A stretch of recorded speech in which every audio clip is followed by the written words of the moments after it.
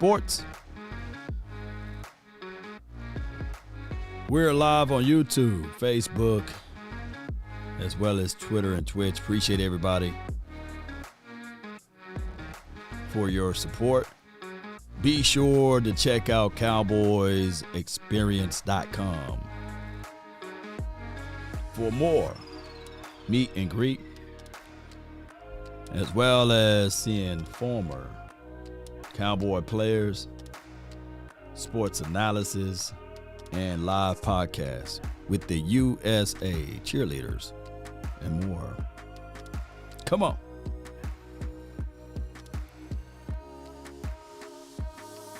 Lions Week, baby. Ain't no party like a Cowboy party. Yeah. Let's get it.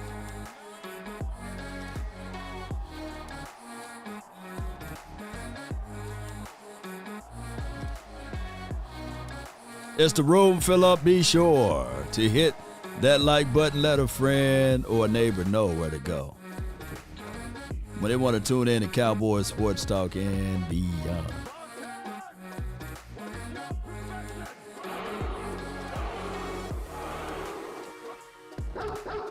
Where my dogs at, baby?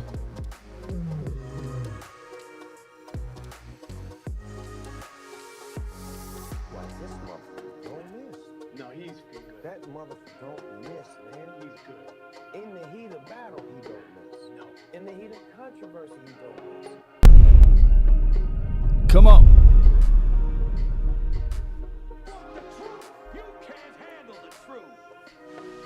Yeah. Get crunk, baby.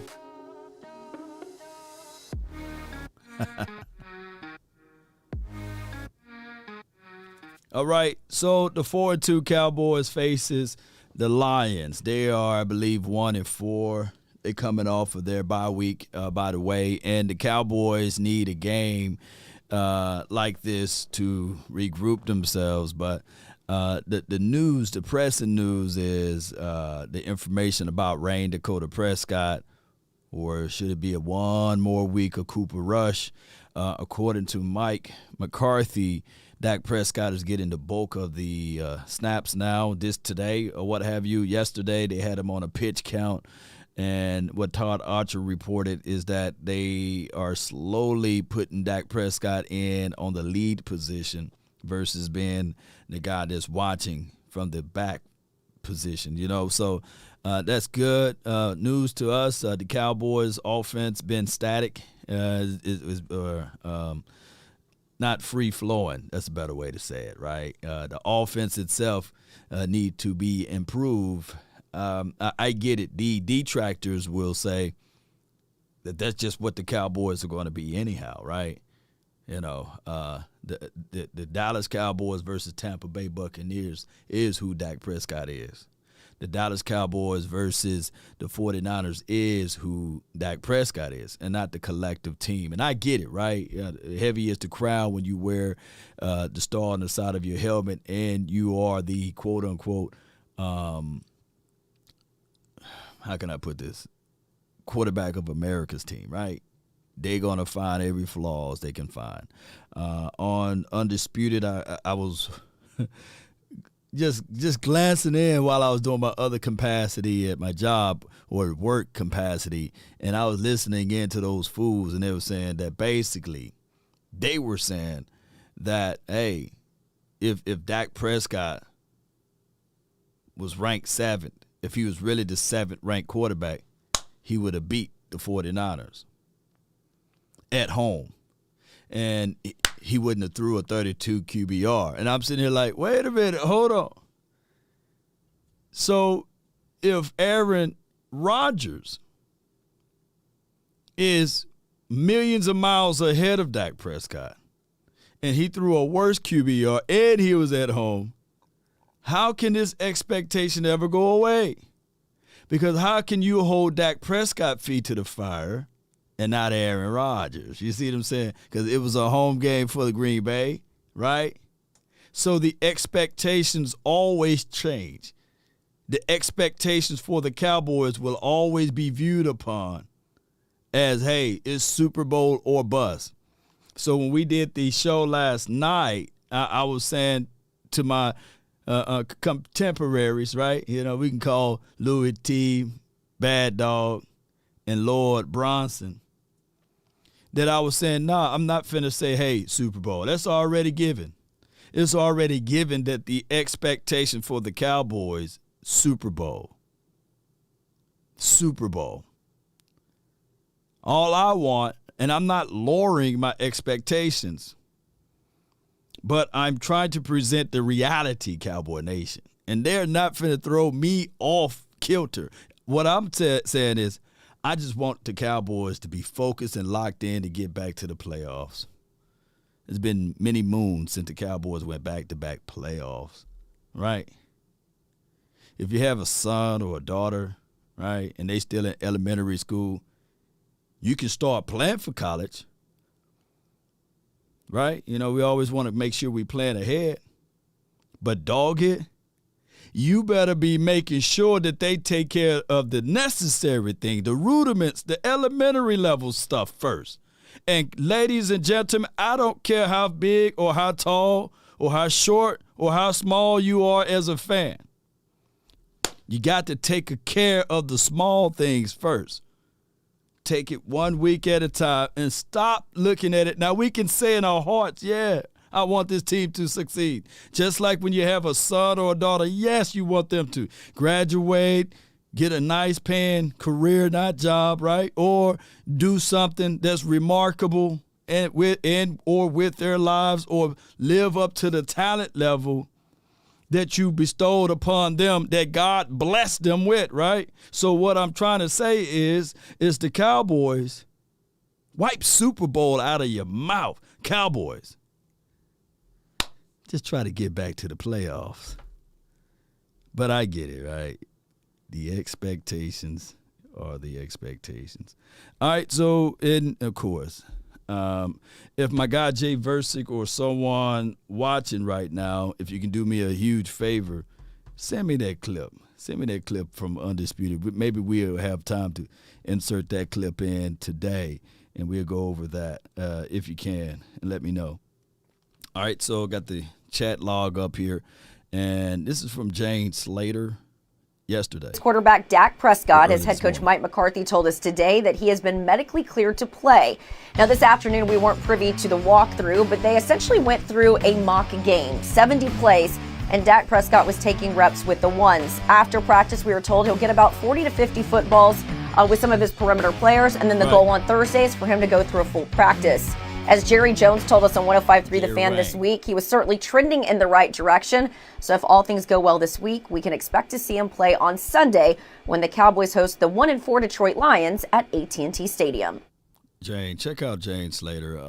Just a remarkable person. Met her multiple times, and she's such a glow for not just the Cowboys community, but for sports community. Check out her Instagram. There is in the link, or is in the chat area. And she's spitting the truth like it's a ramp-up situation. We all know that Dak Prescott at this point, I get it. We want playoffs. We want Super Bowls. We want to win games. But like I told the panel last night, it was like 26-5 or 26 or 26-6, something like that, versus the NFC East. And the name of the game is winning your division, right? And that will be a step to get you into the playoff, and then you win a game. Now, the Cowboys under Dak Prescott, now he's in his 7th year. Dude, we are 1-3, right? 1-3 in the playoffs. And that's not a gaudy number, right? But what people can't do is look at the quarterback and only say, oh, the quarterback is the reason for those wins. What if I told you in the last 5 years, Jimmy Garoppolo got the most playoff wins in the NFC, right? That doesn't make him, just because he's Jimmy G, the best quarterback, right? We know that this is a team game. We know that this team needs to rally behind everything and work together and put things in proper perspective. You sent me the link, Jay Lombardi. Would you send it to me on Twitter, right? And we would get into Yeah, let's get into this food talk right quick, since we got time. You guys okay with that? We'll get into the food talk, man, and then we get into more details. Jay Lombardi, you sent it to my my IG, or did you send it to my Twitter? Let me know. Man, you sent me some links. Where you send it to, Jay? Because I'm looking for it. While I'm looking for it, let's not wait no longer then. Let's get into the Rams. Not the Rams talk, but every time I think of the Rams, I think of Jared Goff. And every time I think of Jared Goff, I think of the Rams. I don't think of Jared Goff as the Lions. But this was Babe Laufenberg. He was on 105.3 The Fan. And let's go over that right quick. Game plan. What's your overall take on Dak's return, Babe? Well, let's go with the assumption that he's going to be, I'm going to say 100% in his ability to grip the ball, throw the ball, right? We know he probably won't be 100%, but I don't think really a whole lot is going to change in terms of, what we saw schematically. They didn't change a bunch for Cooper Rush, and I don't think it'll change for Dak. I think the one thing that you have to be cognizant of, I think he'll be going shotgun a little bit more than normal. Oh yeah, Jay, appreciate you, man. He said, "Law, you sent it to my burner cell." Yeah, I what I need to do, because I get a lot of messages on my burner, right? On the burner. Appreciate those who part of the burner community. There's no way I can link it to my desktop. I gotta have to go into the phone and flip through it, and these sorts of things, but. If anybody want to send me things, man, immediately I can jump into my DMs on Twitter and pump that audio through, but I can't do it via phone. So, and Instagram too. Instagram I can do it a little bit, but Instagram sometimes I get so many messages on Instagram and Facebook. It's silly, right? But Twitter is the best way to communicate with me versus Facebook DMs or Instagram DMs. Shout out to the DMs, though. Let's go. Let's listen more. Because that thumb is going to take a pounding if you're under center and the ball keeps, every time it hits it, he's going to give it a owie. And the other, my biggest fear is that the Cowboy fan says, well, okay, Dak's back. Here comes 10 wins in a row. And that would be the fear. And I don't think the players are of that philosophy. You just hope they're not. Everybody's excited about being Dak, right? Teammates, receivers, everybody's excited about getting your quarterback back. But you can't take the notion that, okay, well, here's Dak. Okay, we can take a deep breath. Everything's good. We saw what happened in the first game, right? They had Dak, and that was ugly. Mm-hmm. So the notion that, well, we got Detroit and Dak's back, and I guess they're going to make us play the game, but I don't even know what the line is. What's the line, Degenerate? 7. 7. Wow. Okay. Yeah, we're favored, and we'll just kind of show up, and by 3 o'clock, we'll have another win in our pocket. If they take that attitude, they'll be in for a long day. All right. Nothing is given to you in the NFL. It's a hard battle, right? In each week, you got favorable matchups, you got non-favorable matchups, and things like that, right? The unknown. I always say there's known knowns and known unknowns, right? Because you don't have evidence that something does exist does not mean that you have evidence that something doesn't exist. Well, what I'm saying is that there are known knowns and that there are known unknowns, but there's also unknown unknowns, things we don't know that we don't know. We just don't know, man. And to me personally, there are some teams with coaching staffs, and this is not bevies of excuses, by the way, that better prepare, right? They can get things going. I call it like this. Sometimes you need a rhythm game. Sometimes you got to get hit in the face. But if you got a team that's a playoff team that you have to play week 1, 9 times out of 10, it's a more of a difficult task because that team is still looking at it like, hey, I was just in the playoffs and I got knocked out. So the next time we play, we circling this on the calendar, right?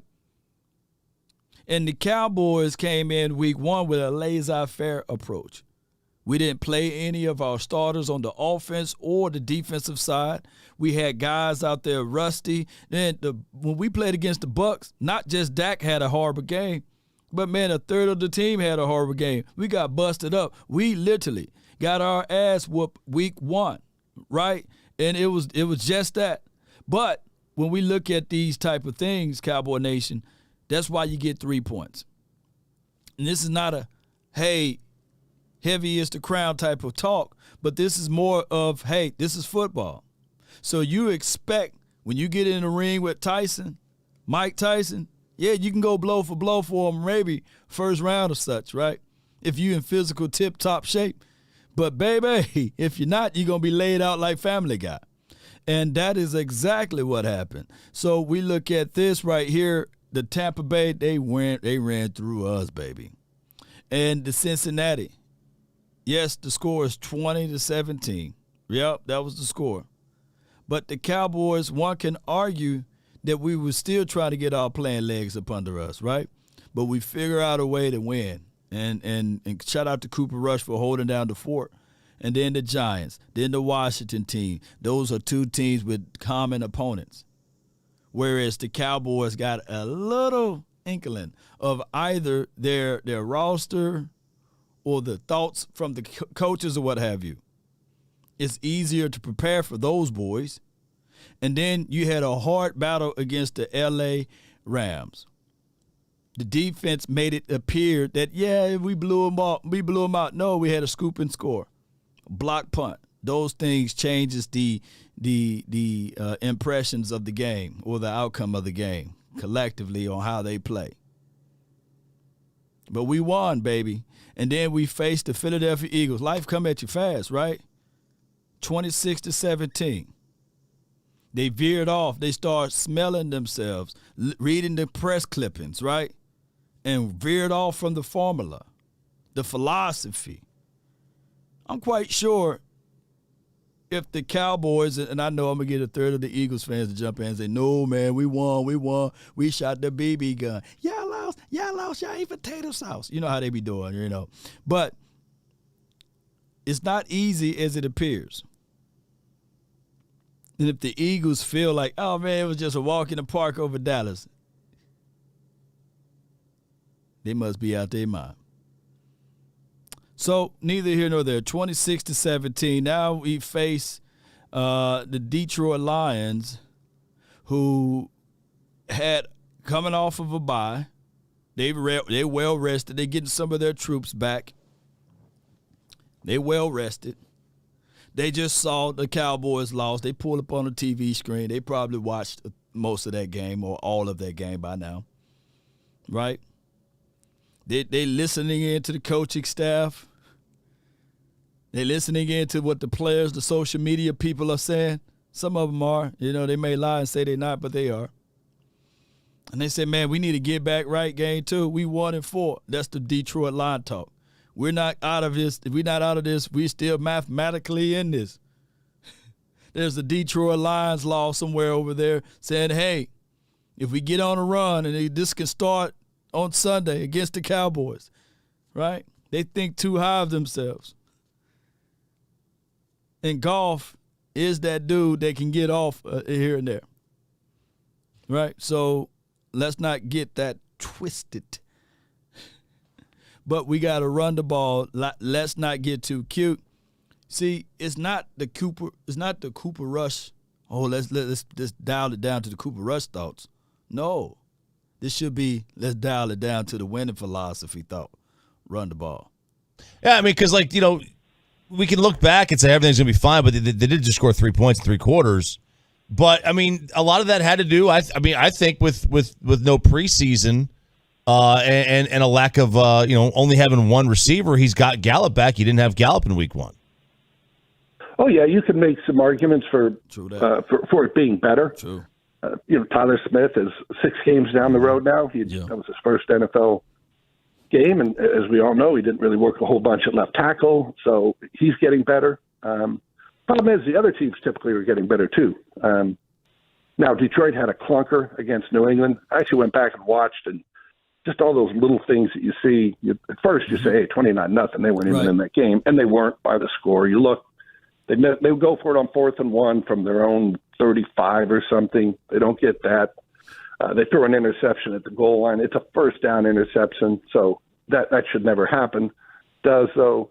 Then they're going to go kick a field goal on their 3rd possession.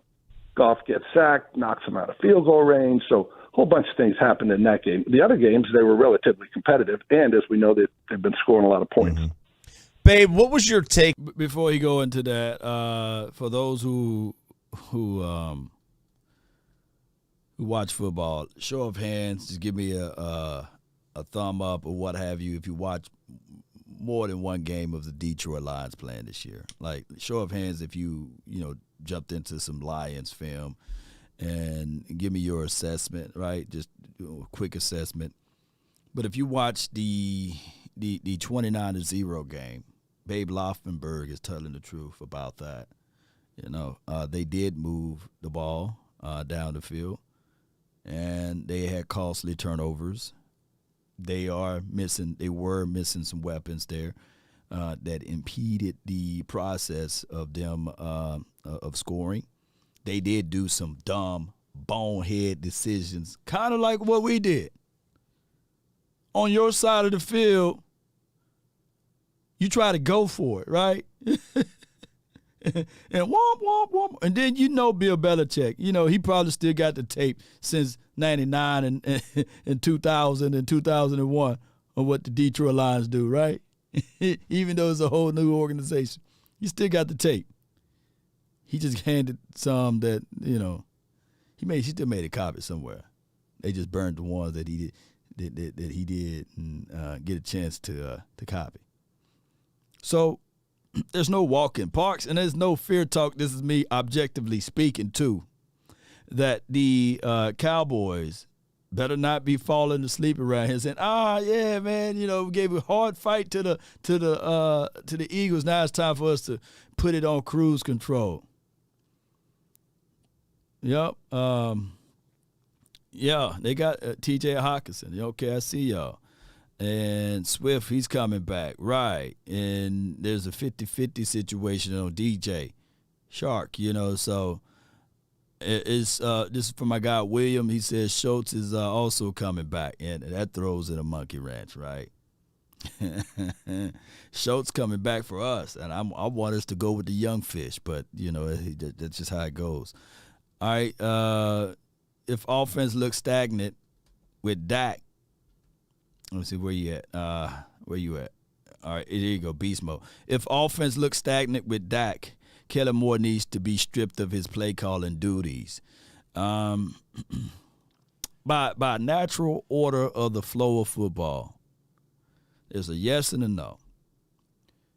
If the Cowboys, I'm using the operative word, if they truly prepared themselves, they would not look stagnant. If they come out with a true, let's get back to natural football, they would not look stagnant, right? Meaning that, football that you and I know, right? Football, I hate when the Cowboys, we shotgun. Oh, we go in I formation, run, right? We let everybody know that out of their formation, now it's time for us to run, right? There's no, hey, line up in I, and then we'll throw out of it, right? And sometimes we show our hands, like even the opening series against the Eagles, right? Run out of shotgun. Oh, wow. Okay. All right, cool. That jet, whatever, to the edge. Okay, 2nd and 2. Everybody that played football know that you're on the road, you're trying to set the tone, the mentality. Where's the run? Oh, they throw the ball incomplete. 3rd down. Oh, they throw it again. What's going on? Where's football at now? Right?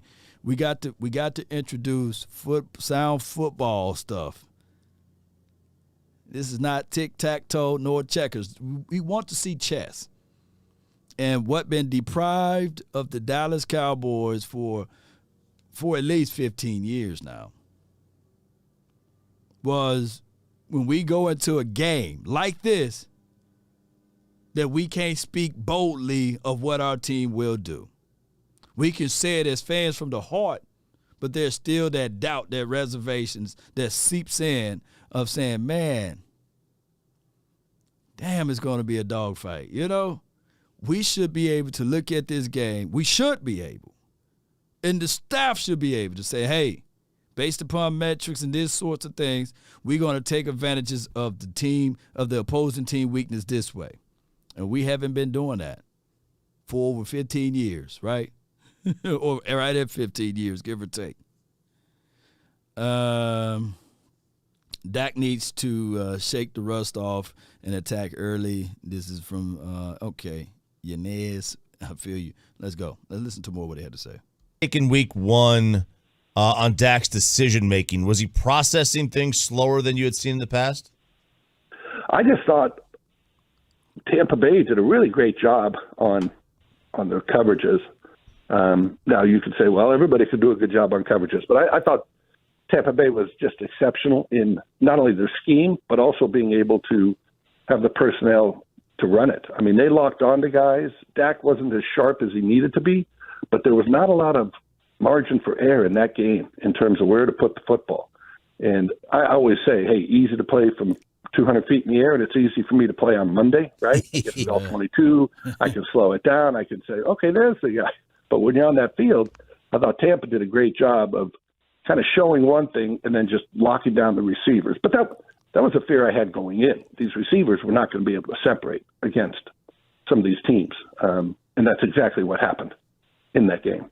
Man, shout out to Dennis Houston, week one, and CD Lamb. Was it Noah Brown out there as well? Schultz.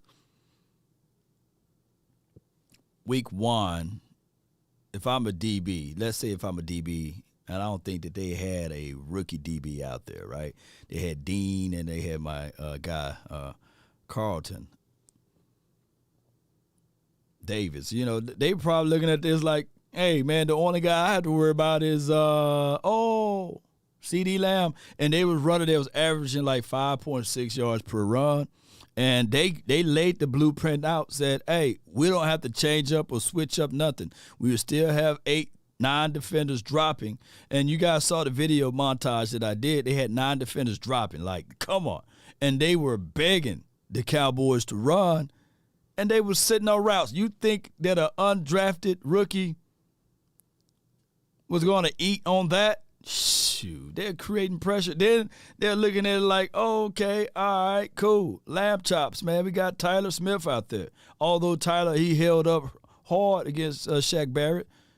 And I know from the outside looking in, it's going to sound like bevies of excuses.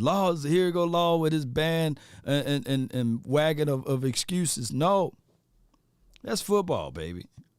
Them boys sitting on the route. And then at the end, what validated what I said, one of the linebackers, you can put his name out so far from week one. I forgot the guy's name. He said, yeah. He echoed the exact same thing that we were saying, right? And it went into most people ear, out the other, because they focus in only on the quarterback. They focus in only on the situation that the Cowboys in the big-time game, prime time, 7 o'clock, that they lost. Devin White, appreciate the truth only. That's what had happened. Great. Babe Laufenberg every Thursday at this time here on Sean and RJ. I want to ask you about the rise and the fall of the number one quarterback in Jared Goff, who you referenced, Sonny. Re-rise. Rise, fall, re-rise. Is it a re-rise? So your thoughts on Goff coming out, the rise with the Rams, the new school offense, and then all of a sudden Sean McVay kicks him to the curb with the overall number one pick. Yeah, it's been an interesting career for him to this point, and obviously his final chapter has not been written. Right. But he did. They went to the Super Bowl, obviously, with him. He is the number one pick. He was the number one pick in the draft for a reason. I mean, he can really throw it. I remember I was at, in person, the game where it was a Thursday night game, and the Rams played Minnesota. And Goff threw 5 touchdown passes in that game. And they weren't these Patrick Mahomes in the hand shovel it to the guy, right, at the tackle going in from a yard out. He made 5 throws that if you just made 2 of these throws in a game as an NFL quarterback, you would have said, wow, those were 2 spectacular throws I just made. Yeah. He made about 10 of them where you just said, wow. And, I mean, so impressive throwing the ball. Obviously, his career has taken a little hit. I see it a little bit, too, like Jimmy Garoppolo. The Rams went to a Super Bowl with Goff, and they clearly soured on him. Sean McVay soured on him in the same way that Garoppolo keeps winning in San Francisco, as we all know, and they can't get rid of him fast enough. So I see a little bit with that Goff, but no, I mean, I see a really talented guy, like all of them. He's going to make a mistake here and there, right? You're not going to make the great decision. But I would be very wary of him. Where they have been hurt, and again, they're scoring a ton of points and all that stuff. Their receivers, they took Jameson Williams, Shout out to James. tore his ACL in the national championship, but they took him at 12. Alabama's wide receiver. He hasn't come back yet. DJ Chark, who they signed as a free agent, big money free agent from Jacksonville. LSU. He's been hurt, missed the Seattle game, missed the New England game. So this offense could really get going once they get some of these guys back. Their offensive line is very good now. I will say that. They can run the ball. They're averaging over 5 yards a run. Yeah, Jamal Williams, man, he's their creme de la creme. Babe is talking some good points there. The thing is with Goff, you got to hit him early and often. He got a quick release. His release game is real quick. If you're looking for a quarterback that's, I'm not calling him Tom Brady, but similar in stature as well as getting that ball out is Goff. And we can be reminded of the playoff game in 2000 and I believe 18, right? Yeah, that year we played Goff in that playoff game. We couldn't put a finger on him, right? And all I wanted us to get to him one time. You rattle him one good time, they'll wipe that smile off his face. And you got to get to him, though. That's the only thing. And when we face Goff again in that opening game, right, against the Rams a couple years back, and we just couldn't get to him, So I think that this defensive front, we should be able to get to him this time. I think that the way that the Detroit Lions operate with their particular offensive system is different from when he played with the Rams. So, and I'm always looking to, not in a bad way, I don't wish for injuries, but I'm always looking to break Jared Goff. I want to snap him like a pretzel. And this defense got to have that mentality. Don't help him up, knock him down, hit him, even after he throw the ball a little bit, get there, make sure you rub him, let him know, let you hear that you're going to be here all night, all night long, all night. Let him know. So that should be the deal with Goff. And if you can do that, then he'll turn over to being a turnover machine, a fumble guy, an INT guy. And you can get a pick six, out of this guy. But you got to hit him early and often. You can't let him get comfortable. So I think a lot of us look at Dallas's defense and say, how would we attack it? Well, I'd attack it running the ball. And I could see Detroit doing just that. Babe, you and I have Washington, D.C. ties. Your overall thoughts on this whole Dan Snyder mess? Yeah, were you a fan of the Bambino up there? Or we ain't listen to no more of that. But shout out to 105, man. Let me copy this. Be sure to check them out. You can watch the entire piece there. It's about 15 minutes long there. Check them out and listen to the full interview with Babe Laufenberg with Sean and RJ. I appreciate all of those guys. Williams says that you could possibly struggle in the offense versus the defense that's ranked dead last on points allowed, and that's 32. Yeah, Dak should not have more than 25 passing attempts. This is William Anthony. I agree. That 25 is the sweet number, right? 24 to 25. Stop passing the ball. I want to see more run approach, right? I don't want anything north of that, even if he say, yeah, I could do that. Reel it back a little bit. Let's not have Dak Prescott on his first game back throwing the ball for 30 times, 35 times. Create a game plan. Create a game plan early where you feature your running backs. They give up a lot of yard on the grass. Run the ball on them, right? Approach that. They still got some greedy type of DBs out there that's looking for opportunities. So you want to run at them first, and then let's soften up the defense, right? And then take control. I think that the overall collective that the Cowboys are head and shoulders better than the Detroits. But let's not take the opposition lightly, right? All right, yeah. Jay Lombardi says, run the ball, man. Yeah. Speaking of Jay Lombardi, let's see what we got right here. He sent me this. Only on FS1 and your Fox Sports app. All right, guys, the Ringers QB rankings updated yesterday. Dak Prescott, Skip, he's coming in at number 7. Dak hasn't played in a game, of course, since going out with that thumb injury week 1, but is likely to return as the starter Sunday. He did get medical clearance to fully practice this week. His pre-snap pocket presence and decision-making were his highest-rated categories. All right, Shannon, before Skip jumps in, is Dak indeed the NFL's 7th best quarterback right now? No. At no point in time in Dak's career have I thought he was the 7th best quarterback. He wasn't the 7th best quarterback when he was healthy this year. How the hell he going to miss 5 weeks and come back and be the 7th best quarterback, Skip? He was 11th in QBR last season.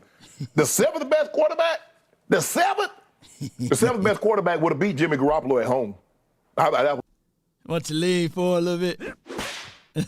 Let me rewind. Wait a minute. Now I know for sure. He said the 7th best quarterback would have at least beat Jimmy Garoppolo at home. You know, let me hear him again. The 7th best quarterback. The 7th. The 7th best quarterback would have beat Jimmy Garoppolo at home. That's what I believe, because he had to consider. But Skip, I look at Dak. I think Dak is the middle of the pack quarterback. I think he's somewhere between 11 and 15. That's where I would put Dak. That's where I would put him. I don't think he's a top 10 quarterback, and I definitely don't think he's a top 5 quarterback. All right, so let's get it out right now. Name me the 11 quarterbacks right now that you got over Dak Prescott right now. You guys name and put them down in the chat. I need to know. I want to know who taking Dak over Joe Burrow. That's what I need to know.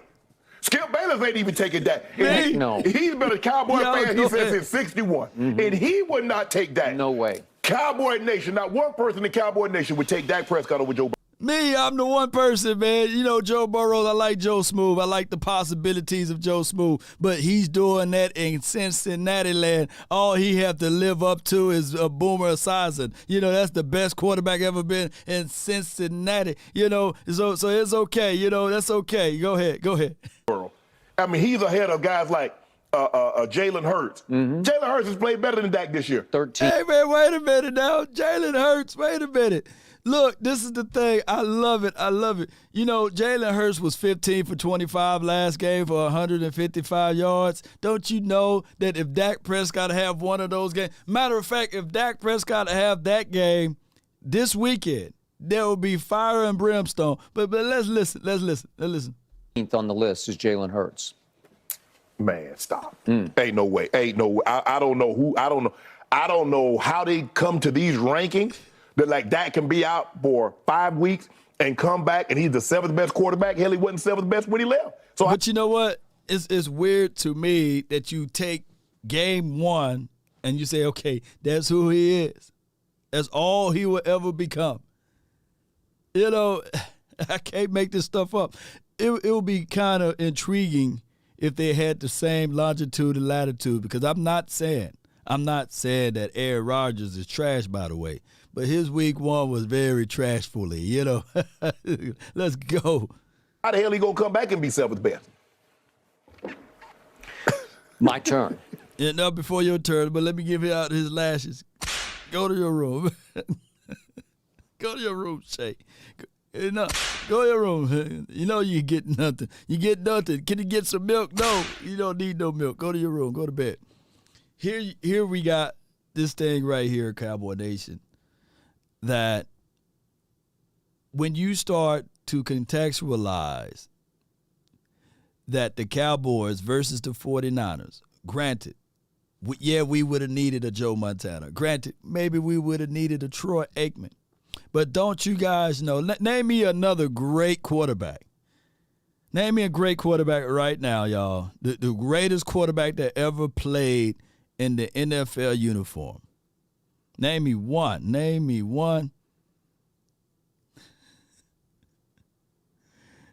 You know, name me that one great quarterback. I'm looking for your name. I'm looking for the name. Yeah. Y'all can't even think of a great quarterback, right? I guess we can just use Elway, Tom Brady, and 14 penalties. There's never, like literally, never been a team that had that top heavy of penalties to win the game in the playoffs. Don't y'all know? 14 penalties. And on top of that, and I know it sounds like a bevy of excuses. I know I get it, right? Excuse law, right? They don't understand explaining. I guess explaining equals complaining that equals excuses. But it's never been in the history of the NFL. So how can we excuse the facts? 14, I said this too, that this is more of a war that we can't see. And Jerry Wayne Jones versus Roger Goodell, oh, it's about to get even more spicier. It's about to get even more spicy. It's about to get so hot. I can literally see a 55-yard touchdown bomb call back. I can literally see a ball on the ground, Cowboys clear recovery, scoop for score, and then all of a sudden, hey, man, illegal contact down the field. I can see all of that stuff happening because there is a war going on between Roger Goodell and Jerry Wayne Jones, and he trying to stick it to him the best way possible, man. And Goodell ain't going anywhere. So in order for the Cowboys to win, we physically got to outmatch the opposition and beat them so bad that there will be no room. There will be no room. Look, I go back to even the second week. Man, you barely grazed doggone Joe Burrows as he slide. Oh, flag. Anthony Barr, which had his best game week too, barely got in the way of Joe Burrows. Flag City. They tried their best. At least they got the spread to get a little bit closer. Jerry got outvoted once again. Yeah. Justin Herbert plays hero ball. Yeah, but I guarantee you nobody would mention these two stats. Versus winning teams, Kyler Murray is 3-11. And versus winning teams, Justin Herbert is 1-7 or 1-6, something like that. I think it's 1-7. Yeah, let's go. What did I tell you kept happening low over these 5 weeks that Dak was out? You might be right. The longer he was out, the better he got. Until finally, on Sunday night, as Cooper Rush finally started to unravel a little bit in the second quarter at Philadelphia, Dak Prescott became a combination of Josh Allen and Patrick Mahomes with Brady's brain somehow. And all of a sudden, I open this analyst list, and I fall out of my chair. He's risen all the way to 7th on this list. Well, he hadn't even played, but he's all the way up to 7th. And what's the breakdown here? First line, Dak Prescott is forever underrated. How? I kind of thought he was overrated, but that's just me. No. Skip, before we go a little further, let's skip right to this. Let's skip right on over to this fist right here. Oh, get out of here, man. He's not overrated nor underrated. He's overtalked. He's overanalyzed. Dak Prescott has quietly developed into one of the NFL's most cerebral passers. Biggest strength, it's odd how little credit Dak receives for the work he does before the snap. Well, I appreciate that, but all I really care about is what happens after the snap, right? Exactly. So, forever underrated Dak Prescott. The last time I actually saw him on a football field, he was completing 14 of 29 passes in the season opener at Jerry World on Sunday Night Football against the Tampa Bay Buccaneers, whose defense you find occasionally suspect, a defense that my homeboy put up 41 on, right? They hadn't been that. Now, here we go with this. Let me break this down. Mahomes, brilliant quarterback.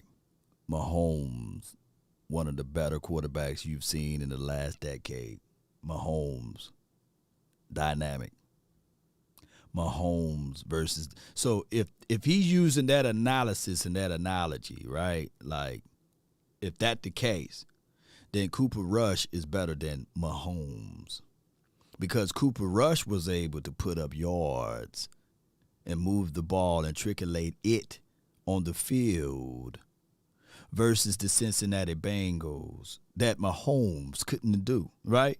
And I know that those are two different variations of games, but I come here to tell you, if you take away the weapons, and if you take away the throws from Mahomes by dropping 8, dropping 9 DBs into coverage, Mahomes looked very pedestrian in the second half of that playoff.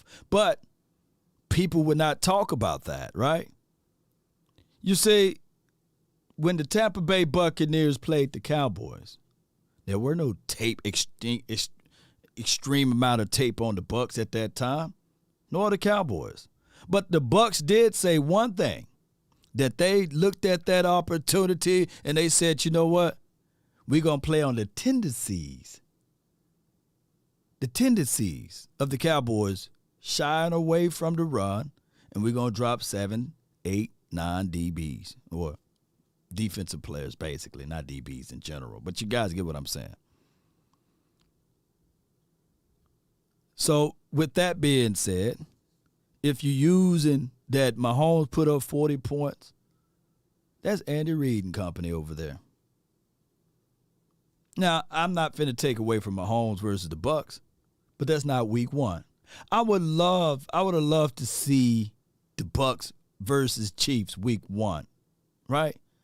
I doubt it if they were to have that game, and the Bucs defensive coach had all year to circle that game and say, okay, let's take away the tendencies of what Mahomes like to do. If I was a betting man, which I don't bet, but I don't have any control of the outcome, I would say that score wouldn't have been 40 points. Not against the Bucs week 1. Good sense opening night. Okay. Dak Prescott that night threw for a grand total of 134 yards before he got hurt, which was pretty late in the game. Right. His QBR that night was 18.6 on a scale 0 to 100, and he managed to put up on the scoreboard 3 total points, and he's forever underrated. And then if we can fast backward just one more game to the playoff game. Card. Yeah. It's 23-7 going to the fourth quarter. Right. So you're at home, you're favored to win the game, and you have managed to score 7 points through 3 quarters, and the game is virtually over.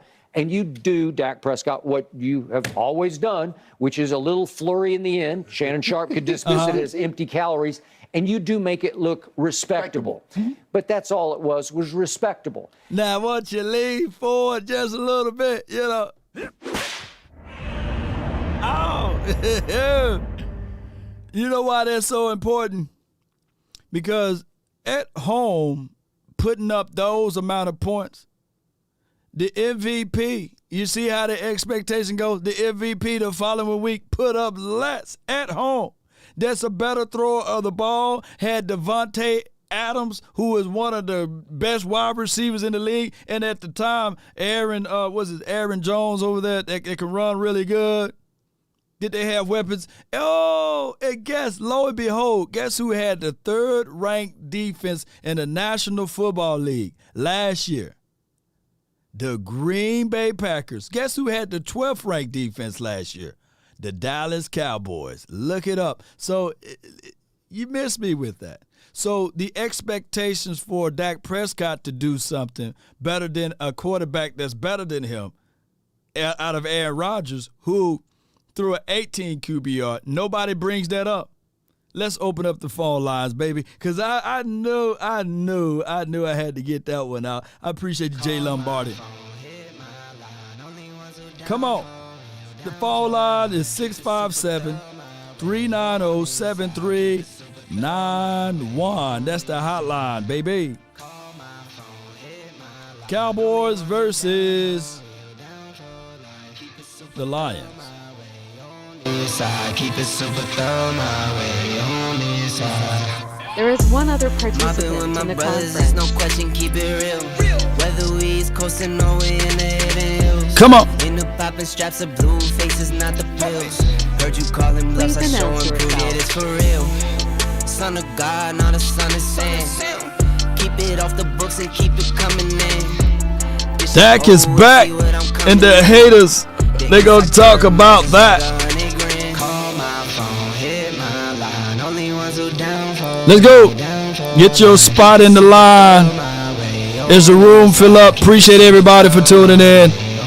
Cowboy Nation, the Cowboys are 4-2, not 2-4. I already showed you guys the schedule. I think there's a run somewhere in there. We got to get on that run, got to get on that train the best way possible. I got my caller. He's waiting in the queue, and he's ready to go. Give me 1 second as we set up everything here. Let's go. You really adopted the dark. I was born in it. I got my guy Brandon from the 815. You're now live. Brandon, you're live. Talk to me. What's up, Lauf? Nothing to it, Chief. What you got on your mind, your cranium, your mental? What's going on? Hey, look, I love you, but you I don't want to say you got the excuse machine out early this morning, but you do, man. What happened now? I don't want to say you got the excuse machine going on, but Explaining versus excuses. What's the difference, or are they the same? They might be the same. Hey, that was good. What you got for me, man? Look, man. I understand my piece on Dak. I want to talk about some other parts of the team. Jalen Tolbert. It might be a waste to pick. We playing the Detroit Lions, guys. Look, we should win this game. Like I heard yesterday, we was giving out predictions and stuff. Right, man. Look, we should win this game. I don't care what the score is. We should win this game. I'm hoping. I want to see our defense like stand up and like and show Detroit like, hey, last week was we let a lot of stuff go. I heard DeAndre Swift want to play this game. Yeah. We got to make sure we buckle down because this dude, he a good player. Like he can run that route.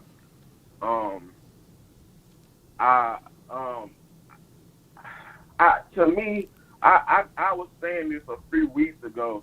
I think Donovan. I'm not saying that Curse 27. I don't know why my mind's going blank. Right. I'm not saying that Donovan Wilson is so much better. I just think he's a more athletic person. He's more athletic than he is. To me, he might be a little bit better. Oh, you talking about Donovan versus Curse? Yeah. I think that Donovan is faster. I think that Donovan, it got more range.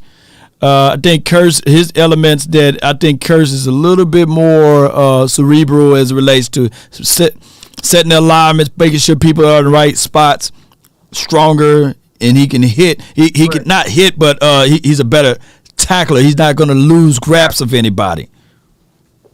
But you agree Dono is more of a playmaker, like a playmaker. Like, Dono is more of a playmaker. Okay. Yeah. We 4-2 guys. That Eagles game hurt. I hate to lose it. I don't even be liking to watch TV when we lose because I hate hearing this over the top reaction to the Cowboys every time we lose. So I just want us to go in here Sunday, wipe the floor with them. Honestly, that's what I'm expecting us to wipe the floor. So I wanna re-emphasize this. Cooper Rush, he played fairly well with what we got. I don't know if Dalton Schultz gonna be out there Sunday, but we know Dak loves throwing him the ball. Now, so that means he's gonna be down Amari, he's gonna be down Dalton Schultz. I want to see. I for myself, I just want to see what it looks like, what the offense looks like. Like, maybe we not scoring a lot of points, but Dak, he's still out there. He dealing because it could be games where you moving the ball, but you might not be. We never been a great red zone team, so I want to. To me, I'm gonna be fair. I want to see is Dak? Are you moving the ball? Are we in these open receivers? If we're gonna stick to the run, I'm not gonna try to be overcritical with that. The only thing I want to know at the end of the day: did we win? Did we lose? Did we win? Did we lose? All right. So let me say this: if the score is like 35-12 or like 35-13 or something like that, how would you feel about that?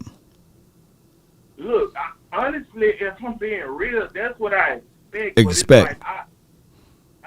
But I don't because I'm telling you, if we lose this game, I'm getting on Dak's head. But I still want to I want to try to be fair, because the one thing I love about what Law said, I hope we listen to when Law be talking. Law out of his own mouth said Dak is a quarterback who needs practice time. He do. How much practice has Dak been? How much has practicing has Dak been doing? I know they said he was supposed to have a mock game either. Was it today? I think it was yesterday. It could be coming in today. But all right. So let my guy Jay Form says Detroit's coming off of a 2 weeks rest. They'll come in well rested. They got their recovery time. They know the moment they lost to the Patriots that they had to play the Cowboys, and they probably was gearing up against the Cowboys defense. But neither here nor there. We should be more in the rhythm than them. And this is a home game for us, even though they have the rest. The Cowboys should still emphasize what they do best, right? And this should be a game not just about Dak Prescott, but a game about running the ball and the defense. Can they get back in rhythm? The defense should be hot. They just gave up 26 points. Right. That's what I'm saying. So, and you said they was giving up 167 yards. So I'm expecting us to run the ball. This is a run the ball game. Now because you're running the ball so good, I'm expecting some lanes for him to throw the ball. Yeah. I'm expecting a decent day from Dak. That's not too much to ask from your starting quarterback. You said Patrick Mahomes put up 41 against the Bucks. Tampa Bay Bucks. Yeah. That's more for Andy Reid. I remember just last year saying, I wonder how he would play without Tyreek Hill. Dak is not on that level. But you know what? But you know what? Do you think that? And here's what I got to say. During the offseason, do you think that their personnel and their organization did more for Pat Mahomes to make sure that they fill in that void of losing Tyreek Hill versus what the Cowboys did to fill in that void of losing Amari Cooper? Law, I'm going to be honest with you. I love you. The only player that they got is Kelsey. Everybody else is you gonna take a dump on Miko and all of those other boys, Juju and all of those guys? I think that they did more in the offseason, and they drafted their draft pick. What was his name? Sky something, Sky Moore. I don't think that the Cowboys looked at this offseason and said, all right, we're going to replenish what we took out. Look, Jalen Tolbert not even getting a chance to even play right now. And Noah Brown, shout out to him for what he's doing. But I ain't gonna rain on my guy Noah Brown. I ain't too much crow out of him. But James Washington, man, come on, man. That's all we done did. Hey, I could have told James Washington been hurt his whole career. I had zero expect. I honestly thought we was gonna cut him by the time the season started. Because dude, he gonna come in now and do what? He better than who? So we to me, the offense is pretty much like at the skill position. The Chiefs don't have this. Who do the Chiefs have that scare you? The Tampa Bay Buccaneers defense is an average, not slightly above average defense, and Dak Prescott gave you 3 points. Dak Prescott gave you 7 points through 3 quarters in the playoff game. It seems to be a recurring thing. Like, look, I ain't gonna go there. I'm just gonna say I'm gonna watch. He needs to win, and I think he should have a decent day. Well, I appreciate you, Brandon, man. You know, right now the Bucs defense is the best thing they got going for them. And at the time before they played the Kansas City Chiefs, and before they went toe to toe with good old Aaron Rodgers, who Aaron Rodgers struggled. It's not like Aaron Rodgers put up 40 points. You know, he really struggled without his weapons. I think the final score was like 13 to 10 or something like that. And that's one of the greatest passes of the ball, you know, and that was Aaron Rodgers. But I feel what you're saying. Aaron Rodgers should have put up at least 40 points against that average at best defense. I appreciate you, Brandon. What's his version? Appreciate you, man. Thank you, man, for calling in, my dog. My God, Brandon. Hey, man, that's my dog right there, but he going to find that hill. I ain't let him get a chance to say how about them Cowboys. But, man, call back tomorrow, Brandon, man. I'll let you say how about them Cowboys. But, man, man, oh, my gosh, man. Rodgers put up 10 against Tampa Bay? What was the final score? What week was that? Like week 3 or something like that. Now y'all got me curious. Now I'm curious. Like Curious George. I think they played week 3 or week 4 or something like that. My gosh. It was week. Yeah, so it was 14-12. I mean, I'm not saying, look, I'm not idiotic. I'm not saying that Aaron Rodgers is a terrible quarterback, by the way. He was 27 for 35, 255 yards. Yeah. Romeo Dobbs, 8 receptions, 73. Randall Cobb, 2 receptions for 57. Yeah. So they squeezed one out, and I think it came down to the last play. Yep. And Fournette, he only gave up 35 yards in this game. 12 carries for 35. Russell Gage had 12 receptions for 87. I don't see them being at their full strength. I don't see Chris out there. They had brought in Cole Beasley for a cup of coffee. So I don't think we compare apples to apples at this point. I mean, I think that the Bucs were more healthier week 1. I think that, you know, what a matchup I would have loved if they wanted to do the Cowboys a solid, if the schedule makers wanted to do us a solid, they would have gave us the Lions week 1, right? And then made this game Green Bay versus Tampa Bay week 1 versus what we had out there. You know, I think that would have been more of a solid for the Cowboys. But they looked at the schedule and they tried to crucify us, baby. For us being 4-2 at this moment, you know what? Ain't no way the schedule makers try to make it easy for us. They looked at this schedule. And I'm not saying that I want it easy. But look what they did. They gave us Bucks, Cincy, right? 2 teams that have been in the Super Bowl in the last 4 years or such, 3 years. The NFL tried to set us up, man. So by us being 4-2, and then they threw the LA in there, right? On the road at that, right? So they tried it, but they tried to be slick. But if you look at our schedule now we on the easier end of it. And I'm not saying that these games we should pass up on. And then they tried to look what they tried to do. Look what the NFL tried to do. And I'm not trying to make excuses. They gave us the Bucks, Cincy, and then they gave back-to-back division games, right? Division play. Technically, you play those on the end, right?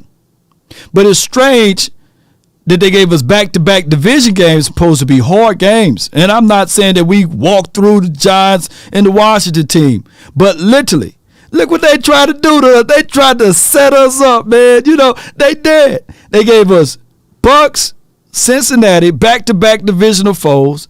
Then they send us on the road to LA. Then they send us on the road to the Eagles. If I was a schedule maker, you should at least you should at least have not on the road to the Eagles. The Eagles game should have been a home game for us. And we should have been in it should be flipped or what have you. But you saw what they tried to do to us. Y'all see us out here on the schedule. That's okay. That is flat out okay. They could have had us open up against Chicago or Detroit. They could have had us opening up against at least Minnesota or somebody. Maybe they could have gave us a strong fight with that. But they could have had us opening up with Texans. Get our feet wet. Y'all know how it goes. But they wanted us to be 0-1. They wanted us to be 0-2. They wanted us to be 0-2, and they wanted us to be pretty much split between these two teams, the Giants or the Washington team. They tried to set us up, but we still okay. Look, somebody gonna be like, "Look, Law looking for these doggone excursions." MJ, man, you live, fam. MJ. Yo, what up? What's up, man? What's good? Yeah, I'm listening to all our fans. They just want to throw that. They just want to look about our quarterback, man. Leave the man alone. We already said, me and you, we know he don't supposed to be throwing 40 times. That's why we be losing. If you play him like 2016, all you fans going to be kissing his butt because that's when he played really good. That's how Troy Aikman used to win. Right. Go for 225 yards, 250 yards, Emmett run for 170. You know what I'm saying? So we gotta play that way. We gotta keep it the same way. We do that, we won't lose another game. I'm telling you right now. If we run the ball 30 times to 25 times, the Cowboys will go 11-0. I'm telling you, Cowboy fans right now. Big game James style, 30 for 30. Yeah, 30 for 30, and that's how we win. But we gotta stop trying to down that number 4 like he a bum.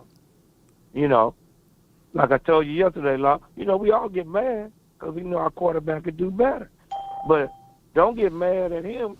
Get mad at the stupid, dumb play call. I told her even before the season started, I said, our downfall is Kellen Moore. Well, here's what we did at a bad rate. We have, like, if I were to poll people and say last year we was expected to go to the Super Bowl, right? Mm-hmm. What about the year before that we was expected to go to the Super Bowl, right? Yeah. And the year before that. But if I say those things, expectations, we was expecting, if I go all the way back 3 years, we was expecting a first year ever offensive coordinator to take a team to the Super Bowl. People fail to realize these offensive coordinators, you got to get it out of the mud, man. You got to either have strong coaching above, right? Yep. And you got to have a sound team that people kind of lean for. Like, okay, I get it. Byron Leftwich, right? He's a good offensive coordinator for the Tampa Bay Buccaneers. But he has strong coaches above him, right? I mean, that coaching staff for the Bucs a couple of years back, they had soundness, man. They had understanding of football. Like, hey, this is what you do. Not a lot of bonehead stuff because they had strong coaches.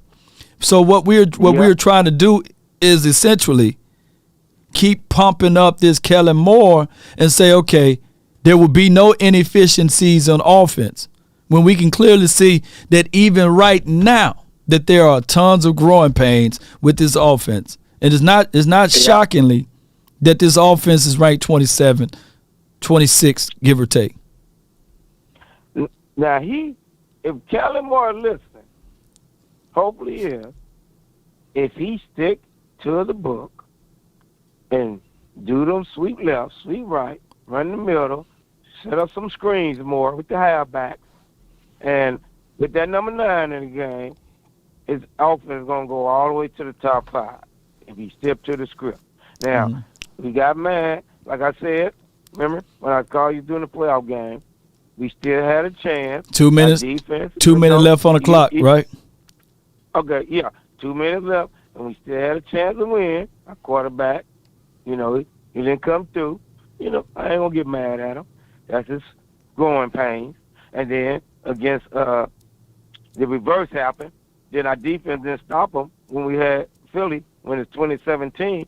That's why I give mad. The defensive coordinator, he was pissed. He went in there and told him, "Hey man, that was pitiful. Y'all missing tackles, and we was there. It was 2017, and y'all let the whole team down."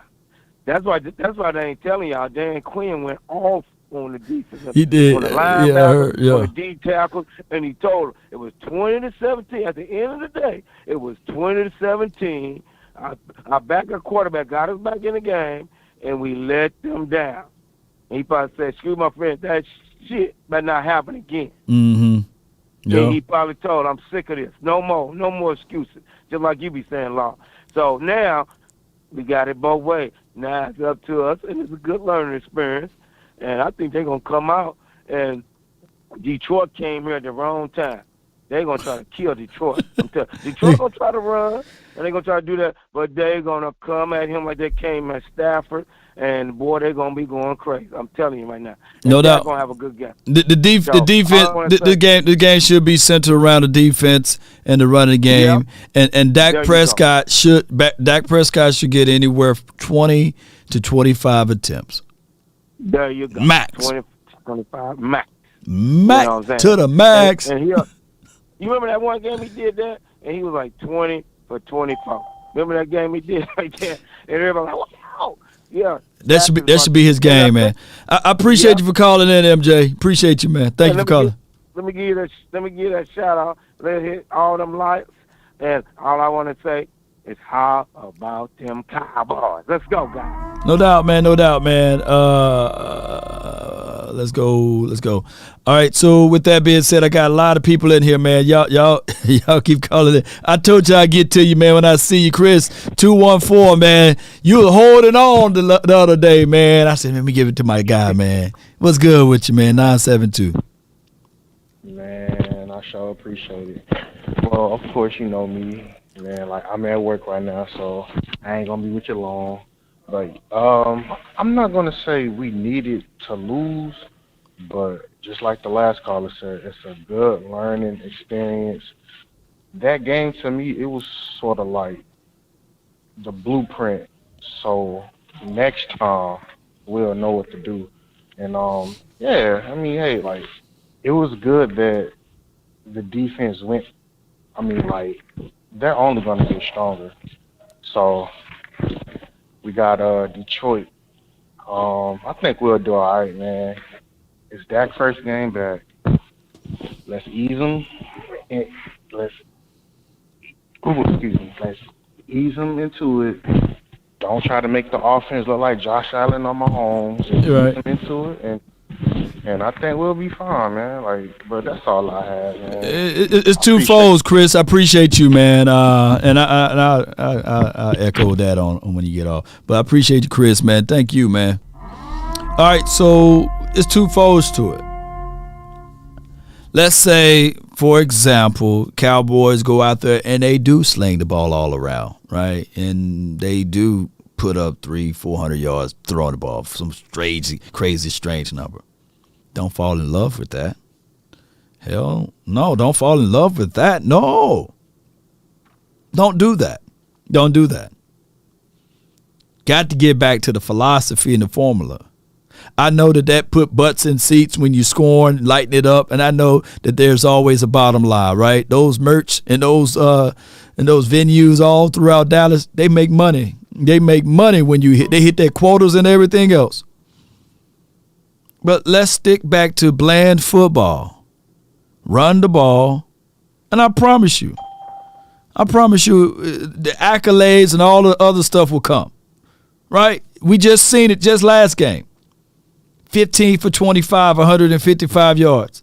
Accolades and everything. MVP. I talked to my guy, Lord Brunson, last night, right, on the round table, the NFC East round table, by the way. And I said, what are the weaknesses for the Eagles? The brother was barely can get them out. When you win, it masks over everything. Sometimes putting deodorant on after you work out ain't a pleasantry, right? You may can get away with it for a while. But at some point, that stuff will build up, and it's gonna be funky down the line. But let them enjoy for right now. All right, let's get this commercial break. Let the Cowboys Experience introduce you to a whole new way to enjoy a Cowboys football weekend. Experience the ultimate Cowboys player and fan event at Toyota Music Factory on the Texas Lottery Plaza, making lasting memories by booking at cowboysexperience.com today. Book now, 817-888-1726. I got my guy who's been waiting here from the 971. You the one. Talk to me, JP. Hey, Law. Are you from North Natchez or South Natchez? Well, they merged, man. We integrated in 1991. So Natchez was the last city to integrate, by the way. Oh, wow. Damn. Yeah. Look it up. 1991, we integrated. We finally did. Yeah, it's one of those things, man. Yeah, y'all was ahead of us, man. So, but we like all of our counterparts out there, man. But talk to me, man. Why you ask that? Why you ask that? By the way, why you ask that?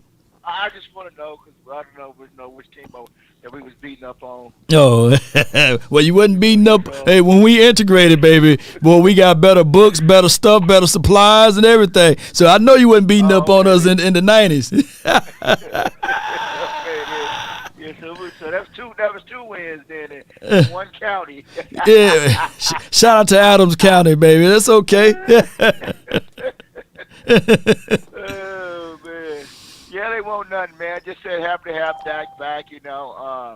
Everybody here, just relax and let him come out and play. He's gonna be rusty, but glad to have him back, man. To keep the ball safe. You know what I'm saying? Just run the ball. Don't do no stupid plays out there like they was doing. So. Yeah, play the fields, man. Look. Sometimes I get it, but you know what? A lot of people bring up the Cowboys versus the Broncos game. Like the Broncos wore us out. But if you people just go back and look at that game, what really made the Broncos people mad were we first of all, Tony Pollard, he had a kickoff return, got us all the way down to the 40 on our side, right? Looking like we was going to punch it in. And the Cowboys got to fourth down. We went for it, didn't get it, right? Our defense rallied, chased, shut the Broncos down. They punt the ball. We do another drive, get all the way to the 40 again. Right. And then we go for it on fourth down. Now, you play football, fam. What? You going to get hot at that point. I'm trying not to cuss, but you're going to get hot. You know what I'm saying? And then that's when the Broncos realize, the Cowboys feeling themselves. They cocky.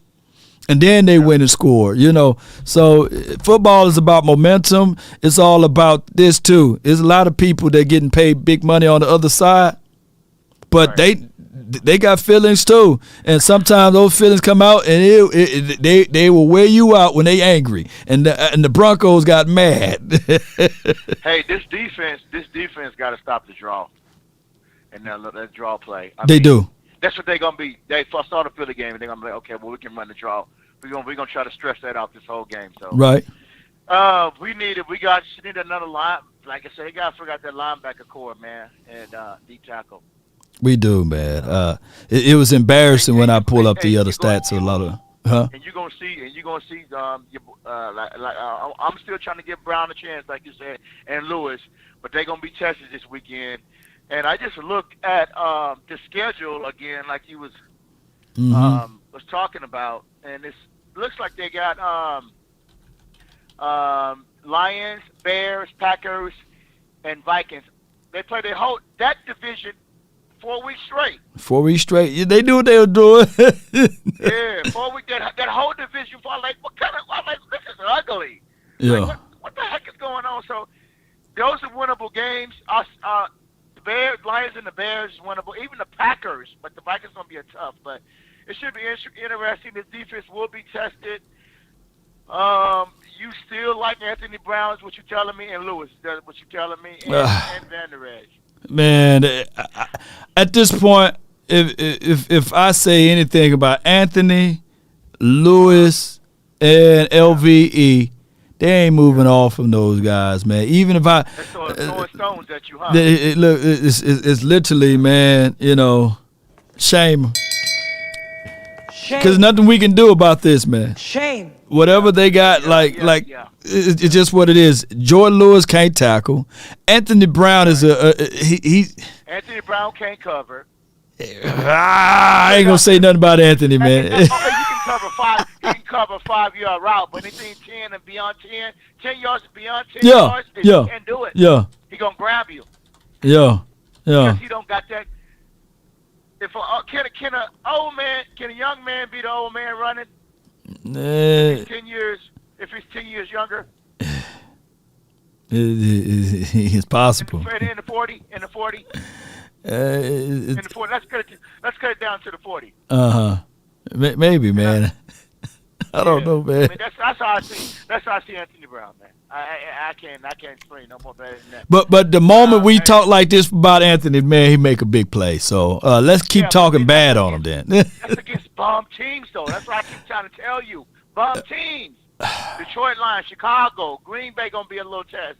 The Vikings, you better not get on Jefferson. Yeah. So I'm trying not to throw stones at them too, but hey, it is what it is. LV too. LV, these guys need to come up and tackle and hit. But you know what Mississippi? Yeah. Mississippi? Yeah. We tackle and hit. We on our back. Yeah. We on our back, hike, and you jump up, and then you gotta run between the goddamn the little blocks. Yeah. You gotta hit the man in front of you. Gotta hit him, man. But you know what? If I was a DC, if I was defensive coordinator, or if I'm Joe Witt Jr., if I'm Al Harris, I'll say, hey, man, I'm finna rip the Band-Aid off. I'm going to put Kelvin Joseph as my outside corner. I'm going to have Dayron Bland as my nickel, guy. And they may want to fire me, but I'm going with the youth. And I'm not going to have Devin Harper a healthy scratch. I'm rolling with my youth. So by November, late December, they'll be ready. I just need to see something different. I need more speed. Time to have them playing because you're not playing against top level receivers. You got these next 4 games. It's the perfect time. Perfect time, man. That's what I would do, and then I get fired. Right. But I'll be taking calls. I'll be trying to help the. You will be. They will love you because we'll see what you're talking about. Yeah. I'll be on the phone saying, hey, Detroit, y'all want Jordan Lewis? Chicago, y'all need a nickel guy. I'll be on the phone. Cincinnati, and it's always good to trade with people that you already beat. So, Rams, do y'all need outside? I'll be on the phone. Trying to wheel and deal. Hang on to people too long, Law. Yeah, I'll be trying to wheel and deal. And it's like, wait a minute. I mean, I like Zeke. Should have been traded. Everybody like him, but he's good. I mean, I'm not going to talk about that. But, right. Now, come on now. Those defensive players, LV should have been traded out of there. Right. We just hang on them too long, and then look, they're struggling now. LV can barely get to the ball. I mean, hey, it's ugly out there, man. I mean, hey, is that linebacker going to come back? What's his name? Damone? From LSU? Clark, is he going to make it back by bye week or before then or what? I don't know. Jay Lombardi. Oh, no, not Jay Lombardi. Jay Form, let me know, man. I appreciate you. Jay Form in the chat, let me know if he's going to come back. Thank you so much for calling in, JP. Oh, you out? Okay. Hey, catfish in the house and fried chicken and green. You know how we do it down south, baby. I already know, man. My backyard. I stay away from the Star Town, too. Yeah, man, come on. I got to get down there, man. I need some mac and cheese and cornbread, too, though. I need some mac and cheese and some cornbred, bro. Salute.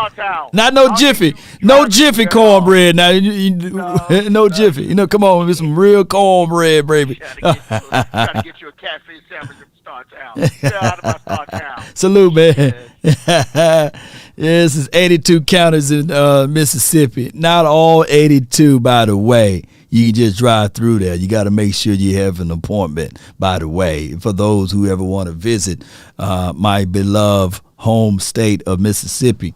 All right, so we got some more callers, man. I think he probably know about some neck bones. Oh, no. Oh, she was ahead of you, VIP. And that's Lady Jessica from the 903. You're live.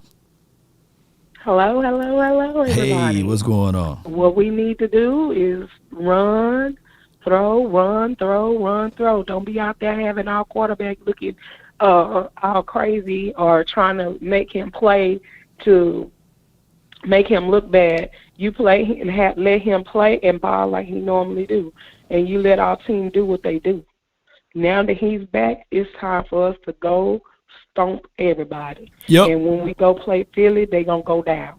If we didn't have Dak, I don't care what nobody say. If they had to put that ball out there on that field, we would have won that game. I don't care what nobody say. Everybody want to talk down on this boy, but anytime we done been down, Dak has always got us back in every game that he done played when he was playing. I'm sick and tired of people talking down on that boy like he trash. He is not a trash quarterback. If he was trash, why did everybody of the other 31 teams wanted Jerry not to sign him? Because they sure was getting ready to snatch him up. So you people, if you can't respect him, you better put some respect on his name. You don't like it, get up out of here, because deal with it. He is our quarterback. And it's time for us to go ball. Ain't nobody going to be playing with no Lions. It's time for us to go ball. And defense going to play even harder now that their head quarterback is back. Watch. Let's go with it, lady. I appreciate you for that. How about them Cowboys? How about them? She was right to the point on that one. All right, so I tried to bring this up last night with my guy LB, and I literally looked at the schedule for the Eagles, and I said, man, their next real challenge is not until they play us. I think the Pittsburgh Steelers, I think it's Kenny Pickett, Davis Mills for the Houston, the Washington team. They got Heineke now. Maybe Ryan. I don't know which Ryan you're gonna get in that game, right? The Colts, Matt Ryan. I don't know if you can get Matty Ice or Matty Slush, but I'm looking at that. Well, I can't be disrespectful to the Green Bay. Green Bay got a good quarterback, right? Aaron Rodgers. And that's not until November the 27th. Hey, everybody else, man, is mid, right? Until they get all the way down to the 24th of December. That's a long way. So the schedule for Philly, man, they got Aaron Rodgers and Dak left on that chart. So shout out to them, man. Jeez. My goodness, man, that's a good layup for them. But we'll see how the back half of the season unfold. I can't wait, man. My guy LB been talking a hell of a lot of cash money over there, man. Yeah, but the only person last night on the panel that was laid back, cool, it was Bad Dog. He didn't say much, man. They're 5-1. And I think he know how they getting their food cooked over there. I think he know how they getting their food cooked over there. It is not because of Daniel Jones. Let me see my guy Jay Form. He got Roquan blindly. Also, have you seen Wentz in person?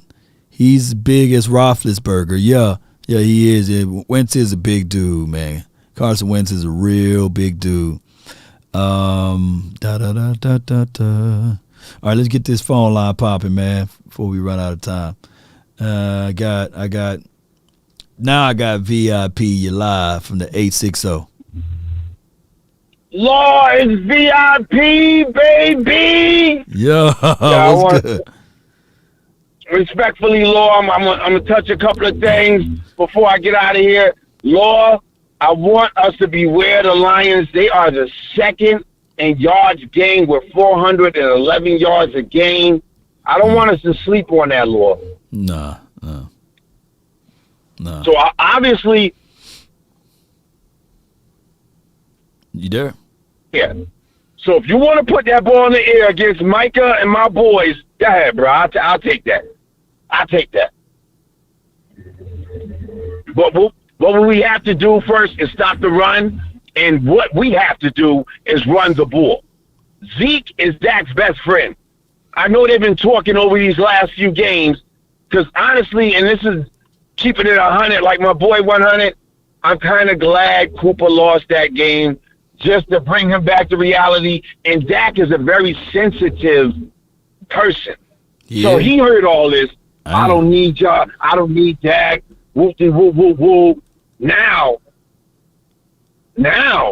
they looking at Dak like, Dak, please come save us. Yesterday you thrown him under the bus. Today you asking him to save us. I mean, just Cowboy Nation, please. Back your quarterback. God gave us a simple task. He told us to love thy neighbor like I would love thyself. He didn't say nothing about bashing on your quarterback or bashing on your neighbor. Okay. Did I miss that part of the scripture, Lord? No. But I get what you're saying. I don't think that. Look, trust me. I don't think that Dak Prescott is sensitive though. You said he was sensitive. Maybe he can listen to what people say, go in one ear out the other, and write down people's names for revenge. But I think that. Take notes. Yes.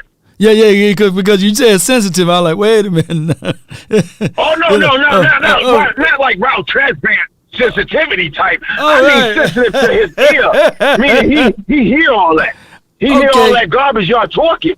That's what I mean by sensitive to the ear. Not sensitive, will it affect his play and affect his outlook? No. Okay. No, his mental is way stronger than that. I thought that was because mental toughness, man. You got to have mental toughness, man, to put on the silver and blue. And even on the flip side, for Rush, for what he did for us, man, Cooper Rush had to have a strong tolerance of mental toughness to always be placed in a situation whereas he's receiving all of this, right? The credits of, hey, you are now better than the starter, right? You are now the America's team quarterback. And that is a lot of weight. There's a lot of pressure. And shoulders are meant to hold for pressure. But, man, pressure is a privilege. But, dog, it was a lot of pressure even on him. It can create diamonds. So that's just how it goes with that. So I look at it on both sides of things. I feel what you're saying, VIP. So how do we win? How do we win Sunday? The solution to winning is easy. The platform has been set. We, like my boy said, 30-30. 30-30.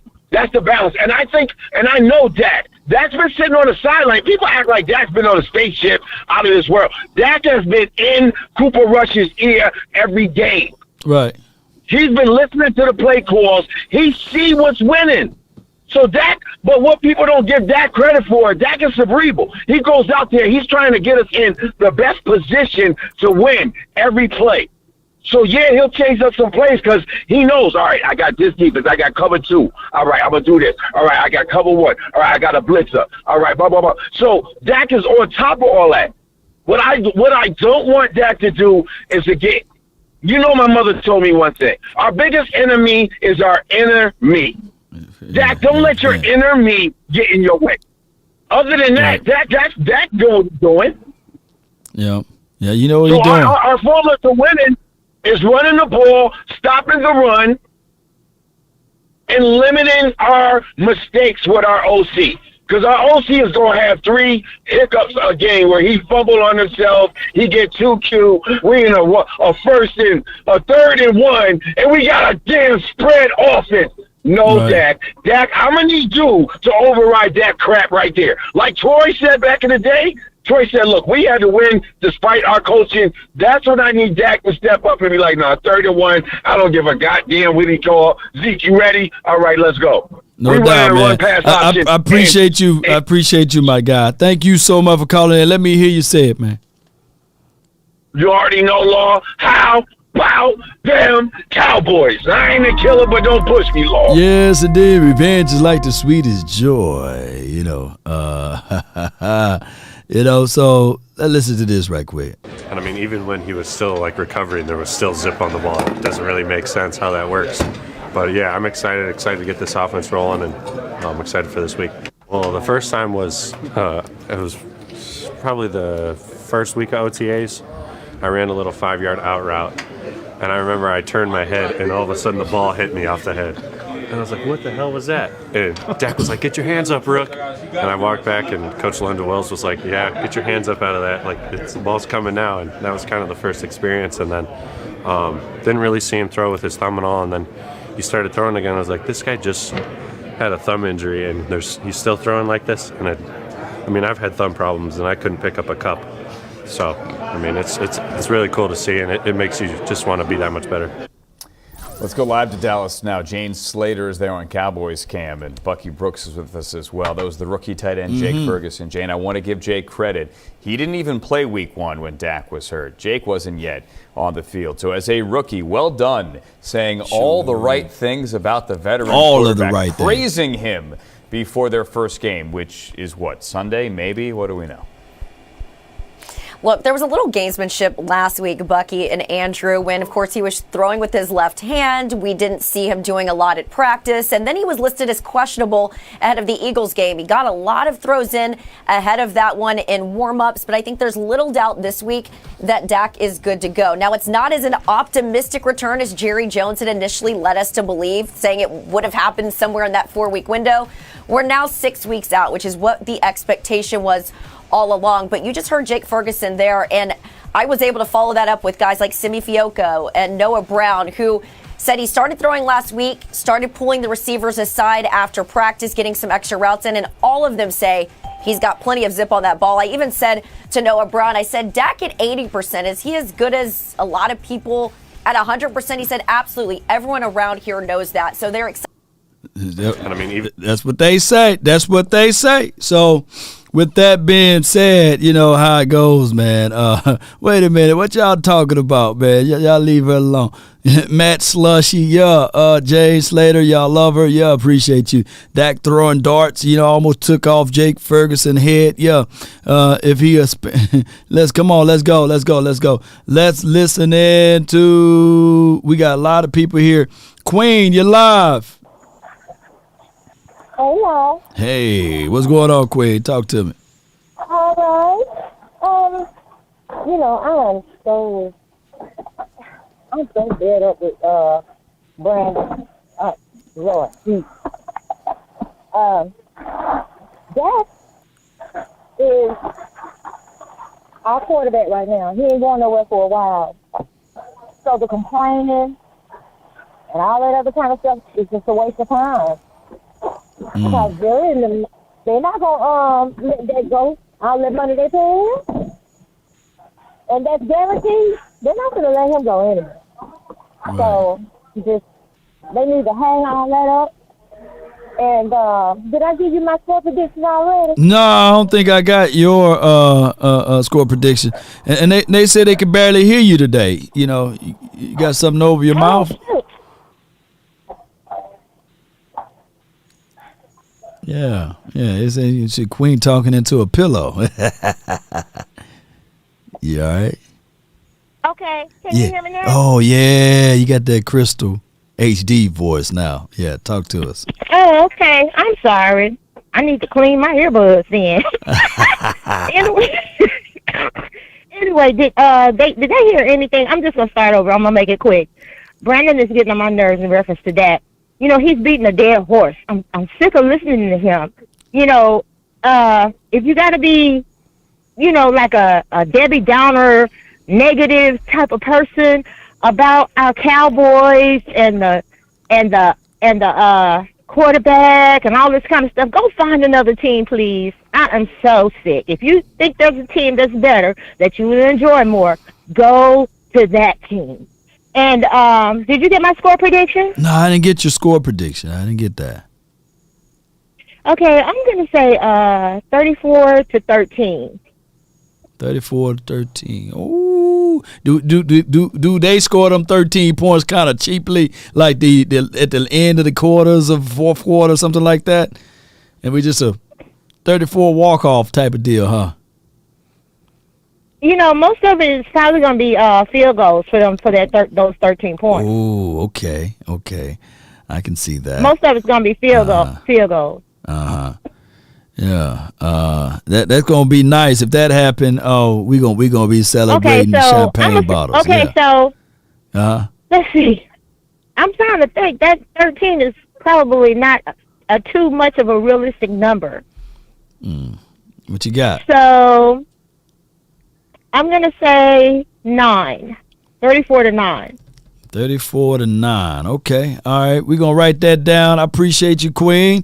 Before I let you rock, though, let me hear you say it, though. Let me hear you say it. Let it ring, Cowboy Nation. Let's go with it. Yes, indeed. You know, I'm going to have to bring my guy Brandon on the show again and have him to just to be the guy that can field and take some calls with me, man, one day and see how that works. But I appreciate y'all giving Brandon a hard time, which I get it, you know. But it is what it is. And Hakeem, man, if he ever – let me do this, man. We're going to lock these phone lines up because it's 120-something. So let's lock them up. The conference has been locked. Big Sarge, man, you live.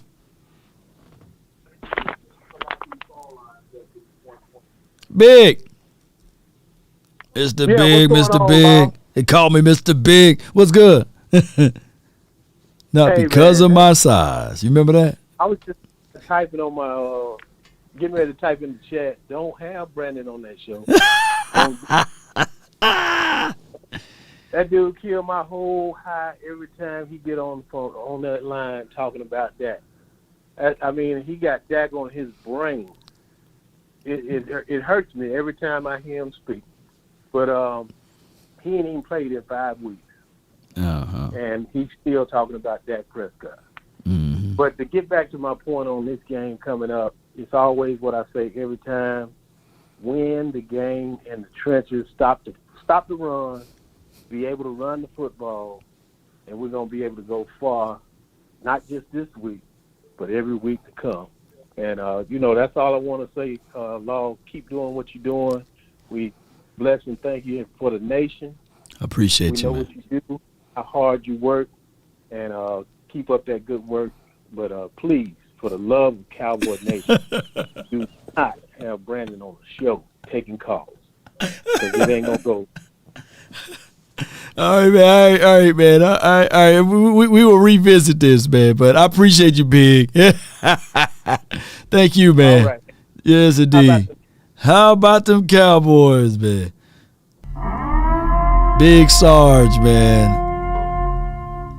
I hit on something right here. That's Lokes, man. You live for the 972. Buenos tardes, Law Nation. Good afternoon, man. Hope you're having a great afternoon, man. You keep on grinding and you keep on doing great work, man. I appreciate you, man. Let me say this about the Lions and the Cowboys. We already know this shouldn't even be a competition. Those Lions, if we play to our strengths, those Lions will probably have their tail between halftime. I promise you, Law. But if we are playing this, you know, pass the ball, cute plays, and all this, then it's going to be a grind out. And one thing I do not want to be cute on is this to be a close match. Because one thing that Lions they want to rely on is running that ball. And if they control more time of possession, how all the weeks other previous teams have had previous weeks, then you're just letting that defense wear out. So I expect big things from Dak this game. I think this is going to be a big statement game. I think he's going to be I promise you, Law, he's going to be coming out there and telling all Cowboys Nation, oh, I bet y'all missed me, didn't y'all? This will be the game where the Cowboys at least have 3 touchdowns. Because I don't think the last previous weeks we have not cracked that code. Am I right, Law, or no? No, we haven't. Yeah. So I think 3 touchdowns at least.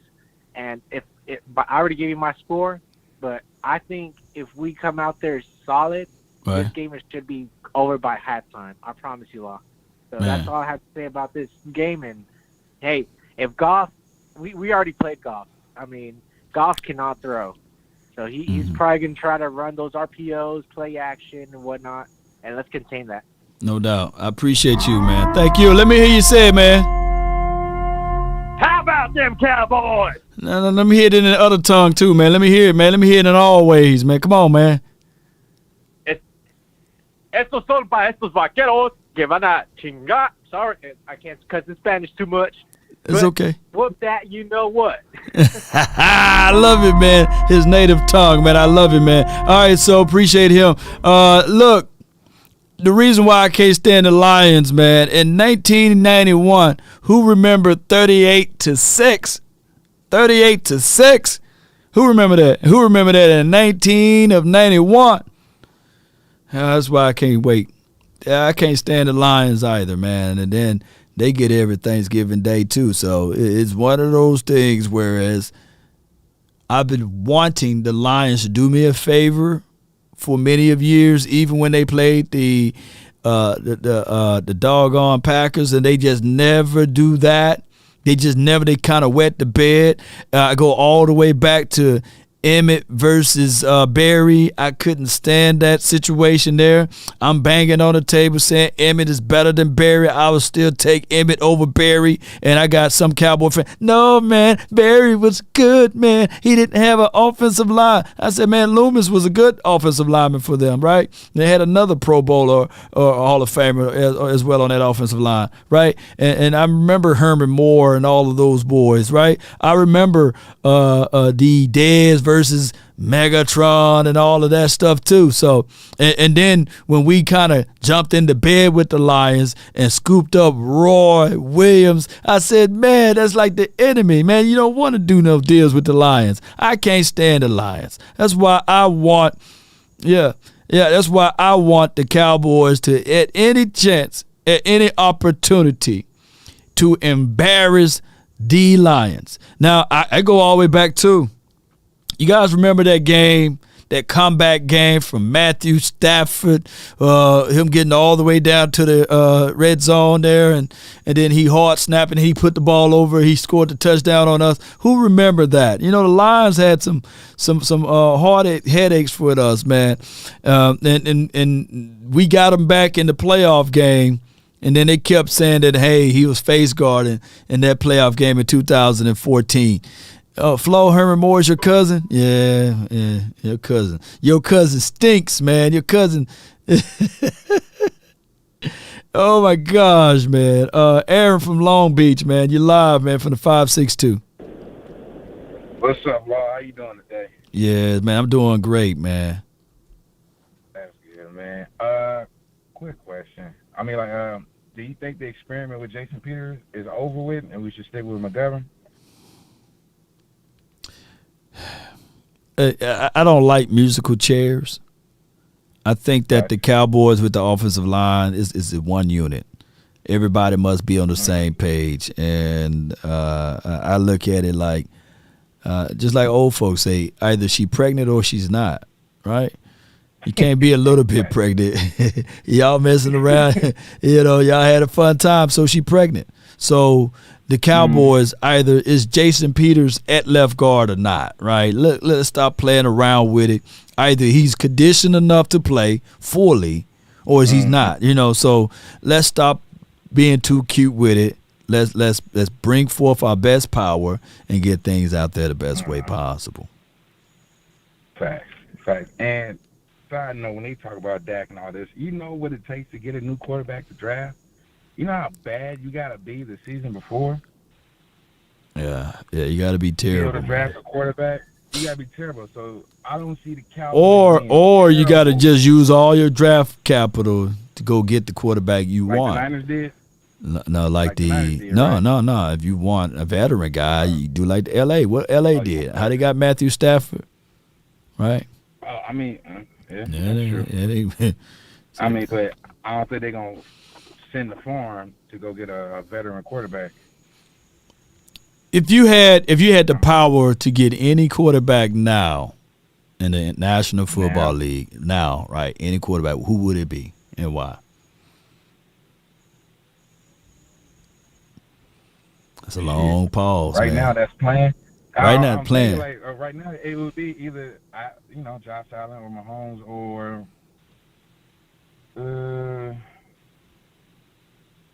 shit.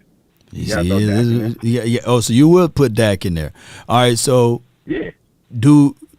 Are they getting the offensive coordinator too, or you still got Kellen Moore? You still got Kellen Moore. see, that's a third of the problem there. You know. Yeah, you can't make it easy on him right Can't there. make it You easy. still got Kellen Moore as your OC. You still got Mike. And you don't have Parson on that. You think that Dak Prescott and Andy Reid's system? Do you think that he would be? Do you think he'd be better or the same?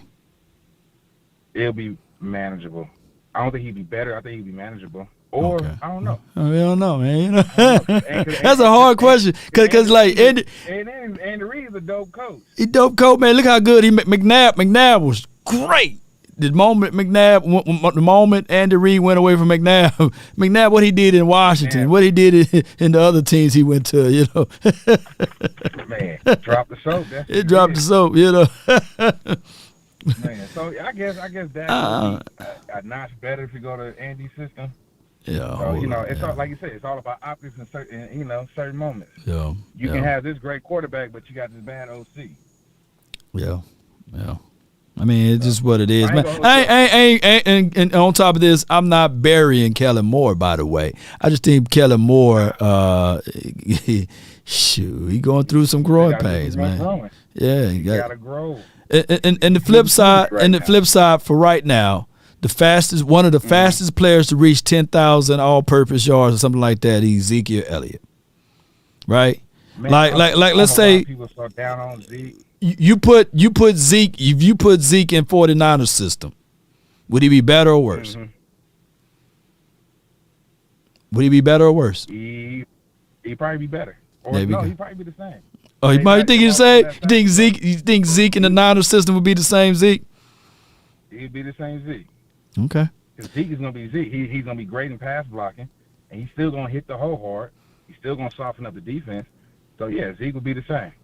Yeah. Appreciate you, man. Thank you for calling in, fam. Indeed, man. Yes, Always. indeed. Let me hear you say it, fam. Man, how about them Cowboys? Yes, indeed, it's my guy, man. All right, man. That's good mind questions right there, man. From the 5 dime, you in. What's up, Law? Man, it's your boy, Bro G from the Bay Area. How we doing this afternoon? Man, we great, man. We swag surfing over here, man.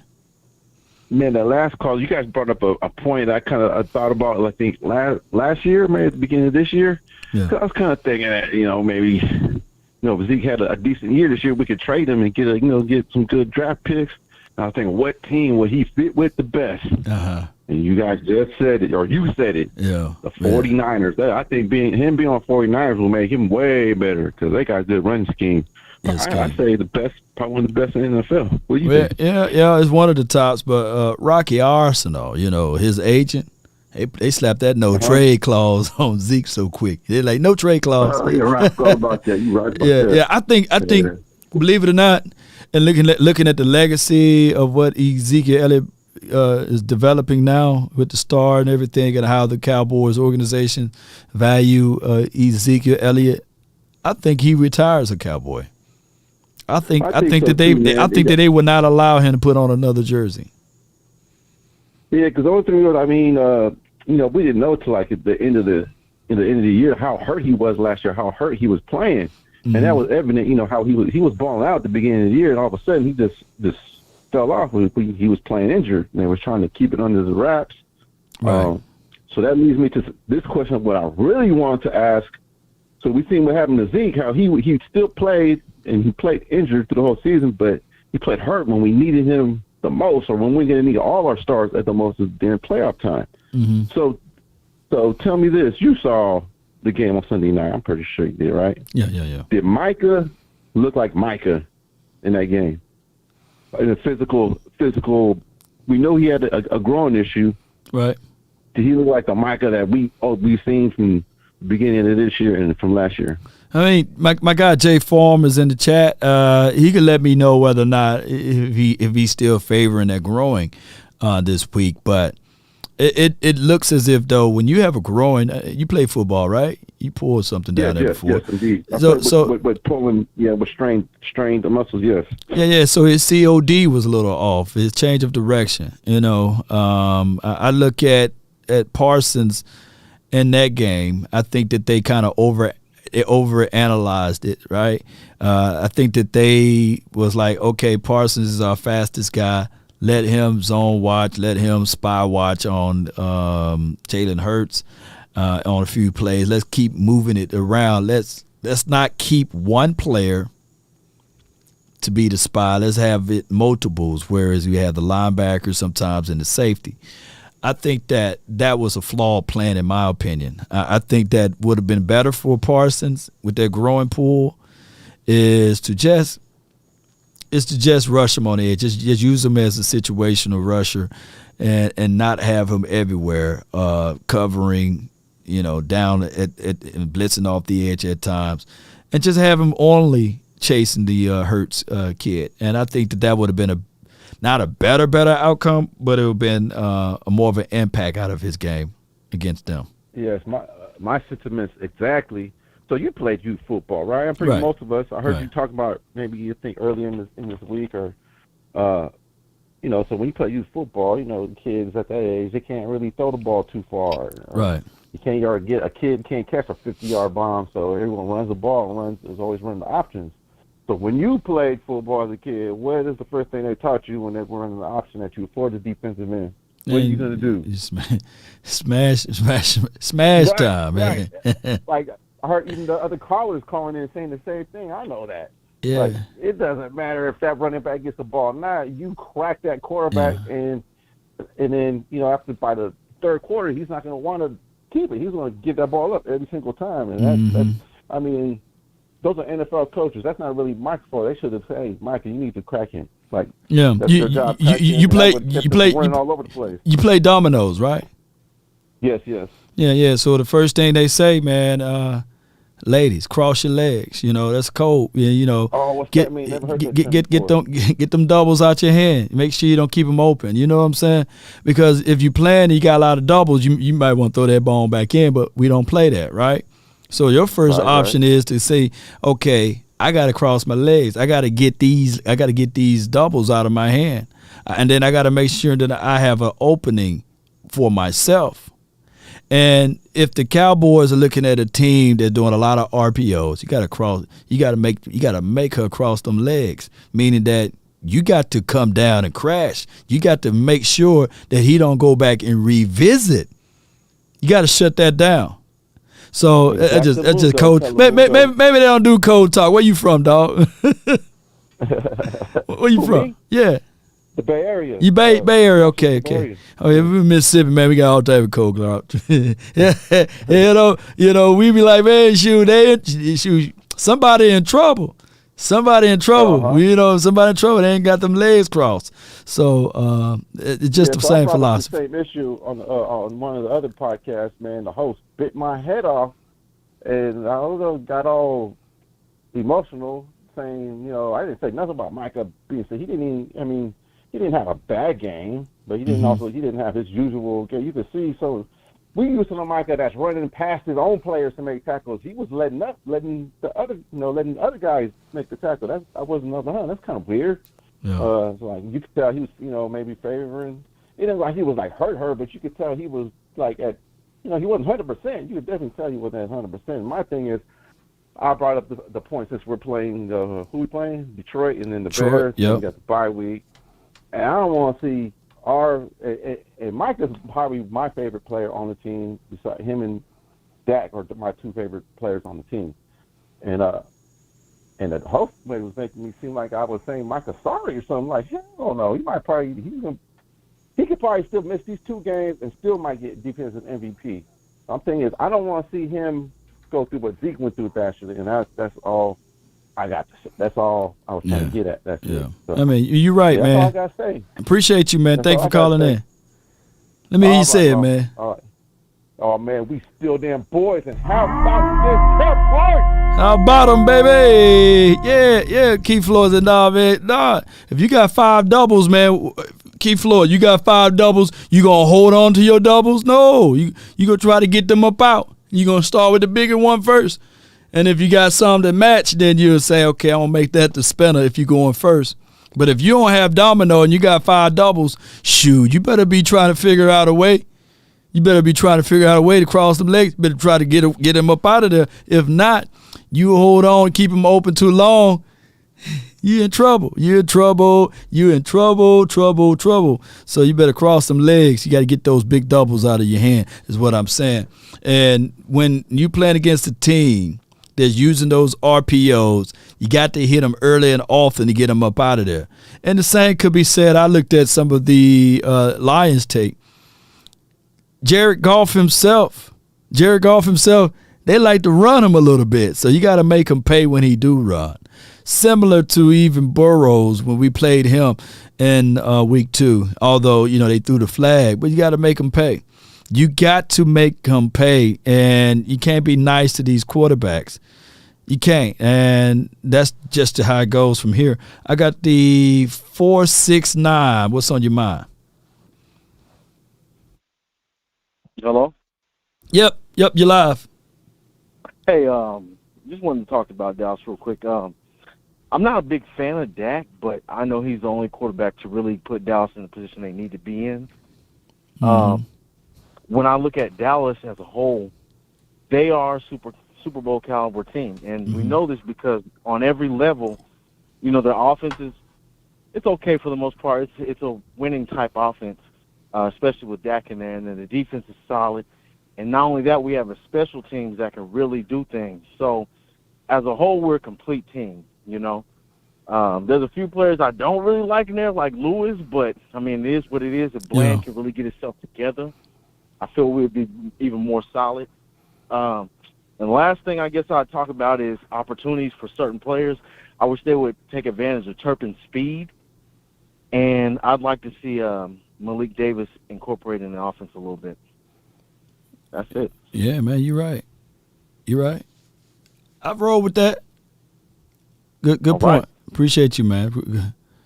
Man, right on it, man. From the 469. Jeez. Goff killed us late running a couple years ago. Yeah, C-Los. Yeah, he'll run. Yeah, that was the play. Was it late Benderesh? Yeah.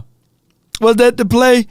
We was talking about, hey, he had inside and all he had to do was flush him. He had inside. All he had to do was flush him back inside. But he stepped down inside. Well, he stepped on the outside. No, he stepped inside. Boy, let me see if I can remember that play. And that was Leighton Vander Esch. Was it Leighton Vander Esch? Goff ran that first down, and all we had to do is funnel him inside. And Leighton took away the inside and kept him on the out. Or was that Jeff Heath? It was somebody. I'm going to go back and look at that play. Yeah, I know what play you was talking about. I know exactly what play you're talking about. That was Sean Lee, Law? Okay. Damn, I don't think Sean Lee make a hiccup like that, though. It couldn't have been Sean Lee. Ain't no way. Because it was simple. All we had to do was flush him back inside because we had help. We had, hook to flat. If we, how you have B gap, C gap, right? And C is forever. C is forever. All we had to do was follow him back toward the B gap. And Goff, he captured the edge for the first down. And I was like, come on. I forget.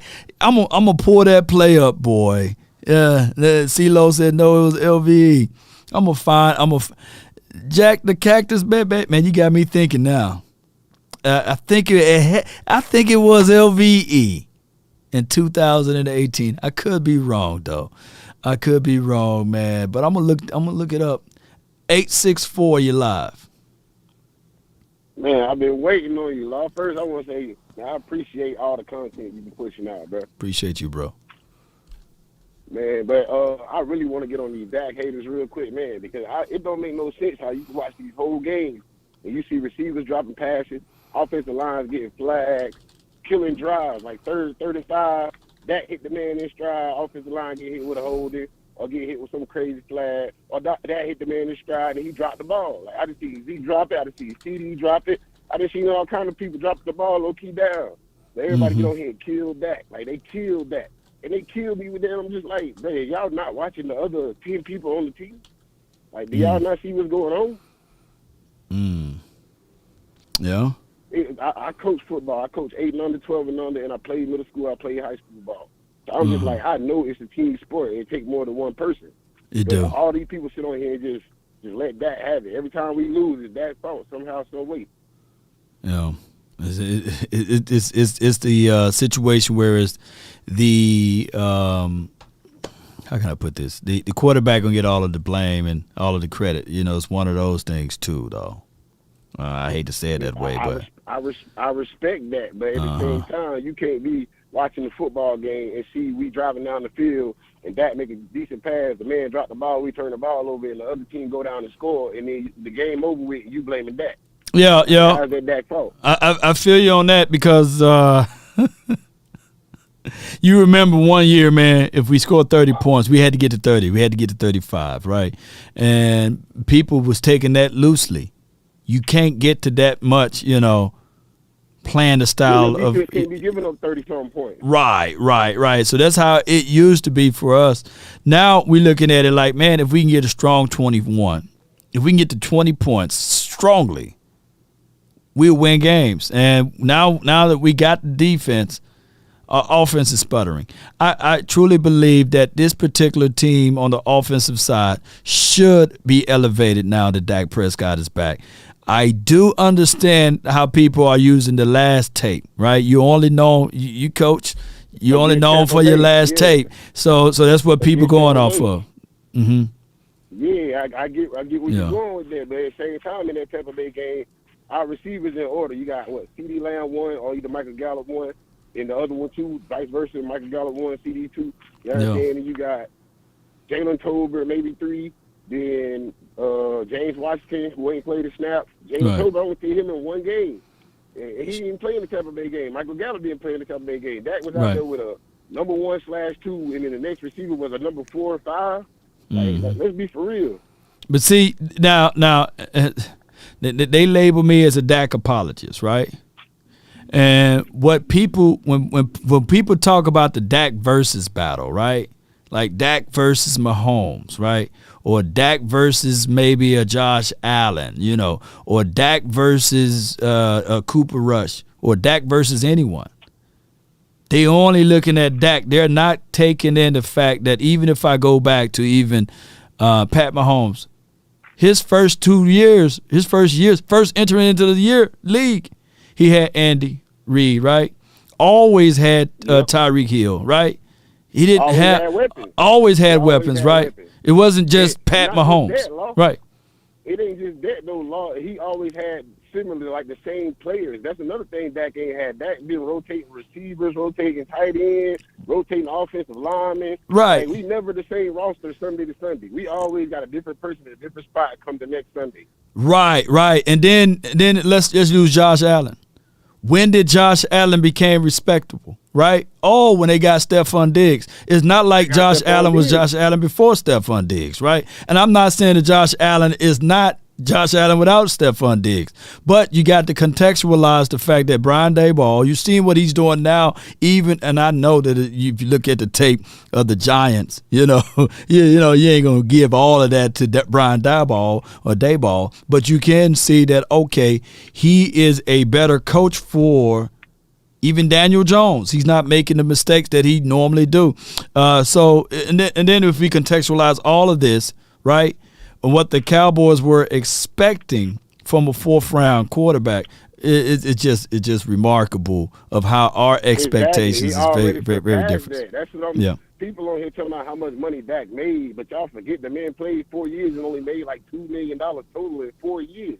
He was underpaid, and he was one of the top quarterbacks in the league at the time. Right. Severely underpaid, but now y'all bashing the man talking about he overpaid. Stop paying that man for what he already did. Yup, already did, man. So it is what it is, man. But it's just the Cowboys' nature, man. We want this team to do remarkable things. Win right now. Well, it's been 7 years now. It's going into 7 years now, and I get it, right? I understand it. Like right now, right now they want results. Everyone have a reason, but results are what matter. And in my position, I'm looking at it like, okay, all right, cool. We got the quarterback. We got the running back now. Hey, the defense is coming along the way.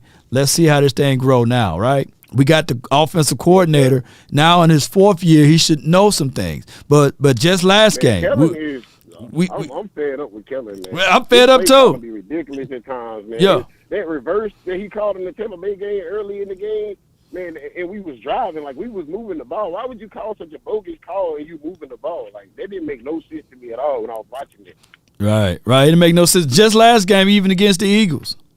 Like, we're seeing some unfootball characteristic stuff, man. Like going for it on your side of the field. First and foremost, even on 4th and inches, you got one of the better run blocking teams, like literally, in the National Football League. And you can't give me an inch. And 4th and inches. Yeah, 3rd inches and 4th and inches. Yeah.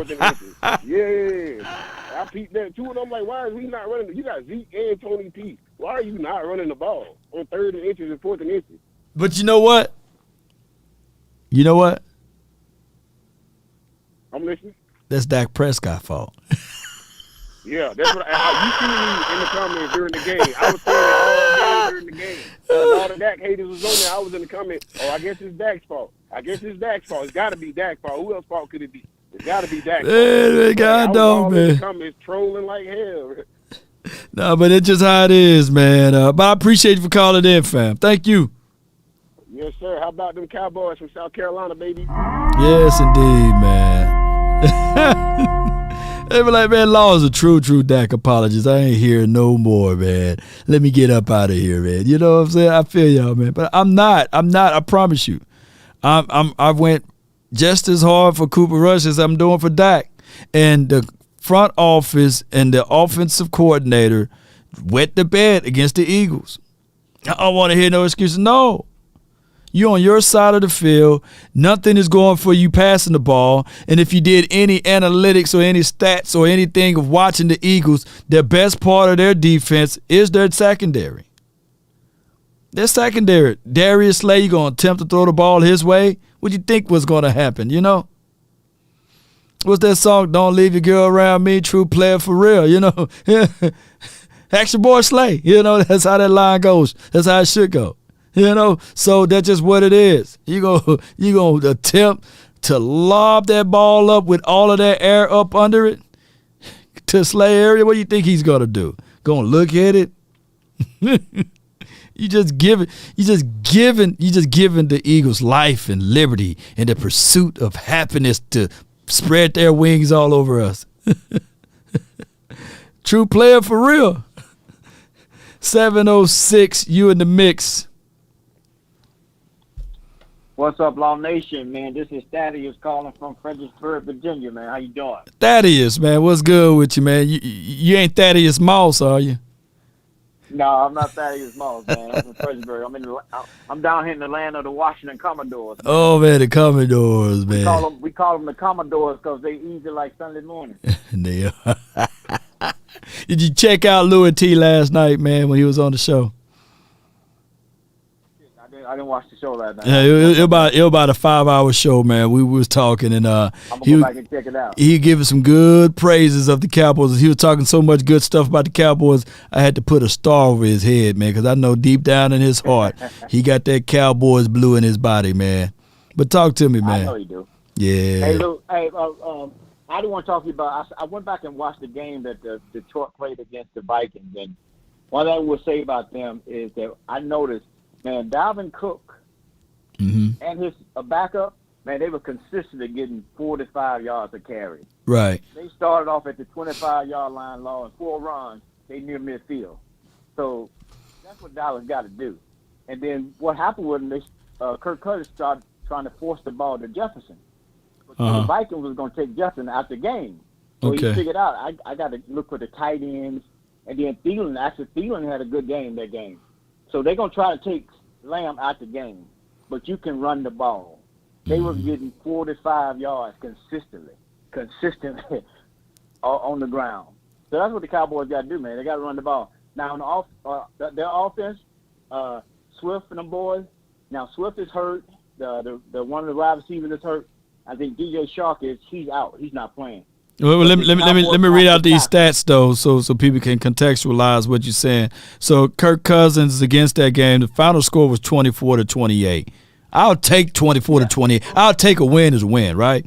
But the final score was that, and Kirk Cousins was 24 for 41. I'm not taking that though. No, that's 41 attempts. You said earlier. You said that need to be 20 to 25 attempts. Yeah. And let Pollard and let Zeke just eat, man. Yeah. Now I think they're gonna try to take CeeDee Lamb out the game. So I think Gallup or Brown should have some opportunities, and Schultz should have some opportunities in those scenes. So their defense is not very good. They don't have a lot of big names on there. Right. I think they put their best cornerback. I think it's number 1. I don't know his name. He's gonna cover. He was covering Jefferson the whole time, so he's probably gonna be on Lamb. That's their best corner. Yeah. So they have opportunity. I think they just got. I'm like you. They run that ball, man. Just run it. I think Zeke should easily get over 100 yards. Yeah. This Sunday. That's my guy, man. It may be tight. Jeff Okudah, man. Run the ball. Jeff Okudah, man, from Grand Prairie, Grand Prairie, Texas. Yeah. That's who their better corner is. Yeah. Go ahead. My bad. Yeah.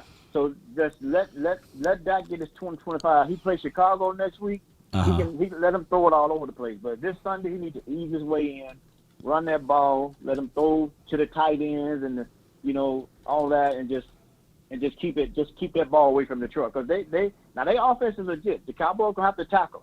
Because Swift and them boys, even though they kind of hurt, you let them out loose, they're gonna get out there. So they're gonna have to tackle. They could be missing 8 tackles. But they can. What I saw, the Dallas defense, and they tackle. They can control Detroit, and plus, now Detroit their field goal kicker is not good, so they went on it 4th down. I think they did 4 or 5 times when they was in field goal range or got close. They went for it on 4th down because their kicker is not good. Yeah. So they're gonna be doing that. So, but I think we can win the game, but we got to play sound on defense. Because if they let them boys they got some boys that got some speed, they can get out there. But I think offensively, if we pound that rock, then hit them tight ends and stuff down the seams, I think we'll be fine. No doubt, man. It's a great observation, man. I'm gonna go back and watch the that game to see instead of looking at the stat sheet. So that was week 3. I'm gonna go back and watch that one. Appreciate you, man, for your insights, man. Was it a good one or was it a boring game? Because 24-28 is. No, it was actually a good game. Like I said, Detroit got up on Minnesota 14-0, but I think Minnesota, they was moving the ball. Right. But it seemed to me, in my opinion, like Kirk Cousins was trying to force it to Jefferson, but they had made up their mind they was going to take Jefferson out the game. Okay. They was going to take Jefferson out the game. So he ended up when he started moving the ball, they were running it. Then he started hitting the tight end. When he started hitting the tight end, then hit Thielen here and there. Then that's when they started scoring. Man, most certainly, man. Dalvin Cook and his backup was getting consistently 45 yards a carry. Alexander Madison, man, from Boise. So yeah, Oh, man. Appreciate you, man. All right, bro. How about them Cowboys, man? How about him, man? He gave me some homework to do. I'm gonna go back and watch that one.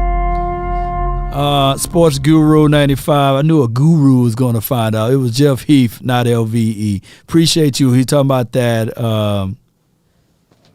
the LA Rams game. So that makes more sense. If he had outside contain, he had force responsibility, come downfield, but funnel him back inside where you have leverage at. I remember that, and I think LVE would have been there for the tackle. Is that correct, Sports Guru 95? Appreciate you for doing your extra homework on that, man. So I don't have to comb through all of my film analysis. I really appreciate you, Sports Guru and Monet. Trey, thank you. Trey, you didn't call in today. I feel you, though. Shout out to you, though, Trey. Shout out to James Simmons, fire caller. Yeah, that dude was fire. Let's go last but not least. That's the 562. You live. Yo, Law, can you hear me? Yep, you live. Mm-hmm. All right, I got a couple of points I want to run by you. Mm-hmm. Just interrupt whenever you want. you know. But the last two, they kind of run together. But this first one is about on the last word this week. Mm-hmm. What's his name? Boss opened up, like after you guys had your little monologues at the beginning, Mm-hmm. Boss opened it up with, should Jabril Cox get more tick? Mm-hmm. He said that, right? Mm-hmm. And when he said that, I was screaming, not only should fucking Jabril Cox get more tick, Mm-hmm. but the two tight ends, because I told you a couple weeks ago. Ferguson. Yeah. Yes. No, both of them. Ferguson. They one person. Ferguson now. Those two, hold on. Those two youngsters should get more tick. Uh-huh. And Bland. All those young guys, dude, we need to get those guys playing right now because we're going to need them if the plan is to be in the playoffs, right? That's the plan. Get them dudes some time, get them some reps so they're not messing up later in the season. And when he said that, I'm like, hell, dude, get Jabril. Dude, get him something, dude. Like, in my opinion, LVE, I think he should get only maybe 15, 20 reps a game, and I'm the same way with Dalton Schultz, dude. I'm sorry, like I know especially because he's hurt. Especially because he's hurt, dude. He should not be out there, dude. He's hurting us, man. He is the LVE of the offense, bro. Yeah. Get him off. I'm sorry. He's not bad, but those two young guys are hungry. You can see in their body language when they catch the pass, when they run, they're trying hard as hell, man. Yep, you know what I'm saying? Yeah. Yeah, they get there, man. They got that young man. Hey, I want to make a play. Exactly, dude. Those guys are hungry. But anyways, okay. So if you don't know that on that.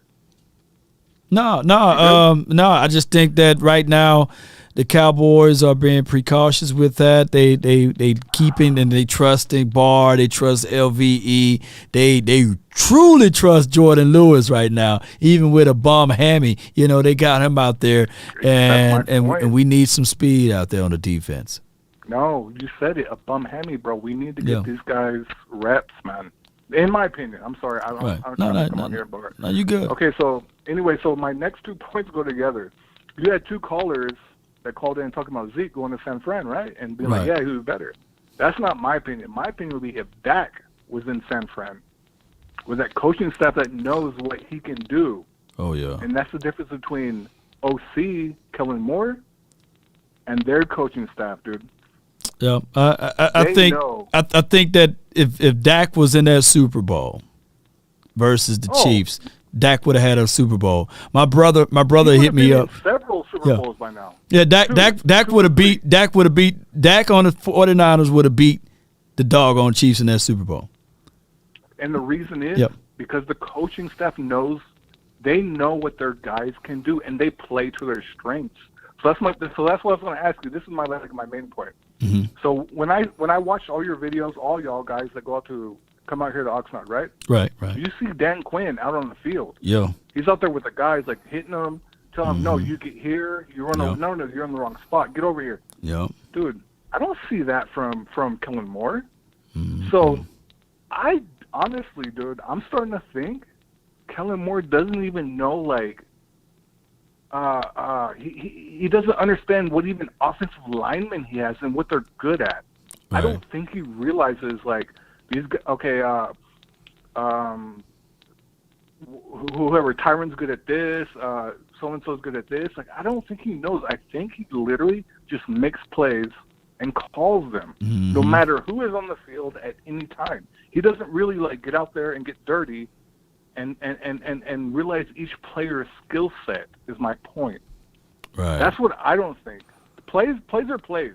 You can drop a gang of plays, right? And they can work for Brady, or they can work for Dak, or they can work for anyone. But he's not working specifically, and that's why I typed in that San Francisco thing. They know what their guys do. They know exactly what they do. We don't, dude. That's my problem, dude, with Kellen Moore. He'll go like 2 or 3 good plays, and then bam, he goes up the script. Then he'll call like 2 or 3 good more, and then he's like, what's this? Right. It's constantly, and it's very annoying, man. It's very annoying. So I just want to get your point on that, especially with the linemen. I think he doesn't know what linemen he has, offensive linemen, and like what they do good. I honestly think he doesn't know. I think he literally just, hey, I'm gonna call this. At this time. No, dude. dude, you got to know what your guys do, man. Yeah, you got to, man. That's my point, dude. Man, you got good points, man, and valid points too. Hold on. Especially with the way Dan Quinn gets down. Like, I watched all your stuff, man. He gets out there and he's like, no, you get your butt over here. You're in the wrong position. Did you see that when you were in Oxnard? Oh yeah, with Kellen. No, with Kellen. No. I didn't see that with the offense. Exactly. That's my point. Yeah. With the receivers, he doesn't get out there with the receivers. He doesn't get out there with the quarterback. He doesn't get out there with the offensive line and any of them. Dan Quinn does. He puts the helmet on. He says, "Hey, dude," he grabs people. "Hey, no, you're in the wrong spot. Get over here and do that." And even with that, our defense has improved significantly. Do you remember? I'm kind of going off the rails, and I'm really pissed, dude, because I don't like Kellen Moore. Go ahead, Vent. So check this out. Yeah. Check this out. So the best thing you guys have done on the last word, you guys have chronicled Mike McCarthy, and you guys have played all his quotes kind of separately, but when you combine them, he's saying I know how to coach, but they're not letting me coach. And if you remember, after Nolan was fired, when Dan Quinn came in, what did Mike McCarthy say in that offseason? He said, "This is the fastest turnaround in the defense we've had." And what did we have last year? We had all those turnovers, right? He said that before the season started. Mike McCarthy's not dumb, dude. He knows what's up. All these guys know what's up. It's just Kellen Moore, in my opinion. He sees a play on almost like a blank canvas. And he sees the defense lined up like a blank canvas, like you're drawing it, right? Mm-hmm. But that doesn't matter because you don't have the players to do that. That's my point. You need to have the players. That's why I'm trying to say San Francisco with Dak, dude, they would be in the NFC Championship for at least 4 times, dude. They would have a Super Bowl. You know what I mean? Because Shanahan would run Dak out, RPO, like we've been talking about, all that play action. Oh my God, dude. But we don't do that, man. We try and drop Dak back, empty backfield. And they're running like a shell defense. They're running fucking like you talk about all the time, bro. You talk about when they're in quarters fucking defense. Yep. And what are we trying to do? We're trying to pass. Any post. Stop that, man. Run in it and you on point, man. With it, we see the differences between the offense and the defense out there, especially from the start, right? So my thing is with Kellen Moore. I know he's learning. He's learning, man. I'm not hating. Right. I just wish he would learn a little bit faster because it's costing these guys their pay, their rep, their abilities. We're gonna be done. We're gonna be done with Dak in a couple years. And what are we gonna do? We're gonna draft another quarterback. Is Kellen Moore gonna be here? Is he gonna be still doing dumb stuff? Like, are we gonna get a 6'6" quarterback? And Kellen Moore's not gonna be here. And now we're gonna try and run RPOs. Like, what are we gonna do? That's my point, dude. Like, he needs to recognize. That's my point. You guys all of you. That's my point. You, Boss, Law, all you are doing so good at sounding the alarm. This guy needs to recognize the talent. No doubt, recognize your talent, dude, and just run and work with your talent. Don't work against your talent. Work with it. No doubt, man. You right on the money, man. I thank you so much for calling in. Well, what you got for a score prediction if you do that before I let you roll? All right, bro. Okay, because Lions games are always kind of tricky. Lions games and AFC West games, they're always kind of tricky. So I'm going to say we're going to win, but it's going to be 30-28. It's going to be close. We don't really blow up the Lions too often. It's going to be they're going to score. Dak's going to be back. I'm just hoping Kellen Moore runs. I don't even want Dak to throw the ball 20 times, dude. If he throws it 20 times and we have almost 60 offensive plays, we're good, dude. We good. Just run the damn ball, RPO, dude. Screen passes. That's all. No doubt, man. I'm sorry, I appreciate you so much for calling in, fam. Let me hear you say it before I let you roll, man. How about, hey, whoa. I was about to do it. Hey, what I want you to do, bro, because you got Big Game James. You got him on the line anytime you want. His son has that song. Remember that song he used to play? How about them Cowboys? Cook like Cowboys. Okay. Say, wow, boys. Hey, you need to tell Big Game James to play that song again, and that way we can go all the way. Man, no doubt, man. That's his son's song. Yeah, I know. How about them Cowboys? I'm gonna look it up, man. Appreciate you, man. No. Tell. Hit Big Game James up today. Text him. Hey, bro. Tell him what's some of your son's songs? How about the Cowboys? He needs to tell you. He's a man. I ain't playing that shit. Man, I'm gonna find the song and play it over here, man. I appreciate you, fam. Thank you for calling in, fam. Salute. All right, love you. Much love to you, man. Yes, indeed. Good caller, man. As you guys can see, you see Coach out there in Oxnard, and he's working with those players. That's why I want. I don't have a pointer on him, but you see it. You see Coach Quinn out there, and he's with those guys. And I think Jay Form can contest to this. I think that he is a guy that always around, and he's a players coach. I think the players gravitate to him, and it's always a good vibe. It's always a good feeling, to have him out there, and to have his energy. And I think that's what these players gravitate to. And shout out to the caller for pointing that out. And on the last word, I don't know, it's final word, but the last word. They didn't want to stop the man on giving us praises, but I get it. A lot of people call us the last word, the final word. But either way, Cowboy Nation, y'all know how it goes. I'm looking for that doggone song now since he got it in my mind. Big Game James song. Big Game James son song. Big Game James normally post that after victory. So let me see if I can find his videos. I'm gonna look them up right now as those plays trickle down.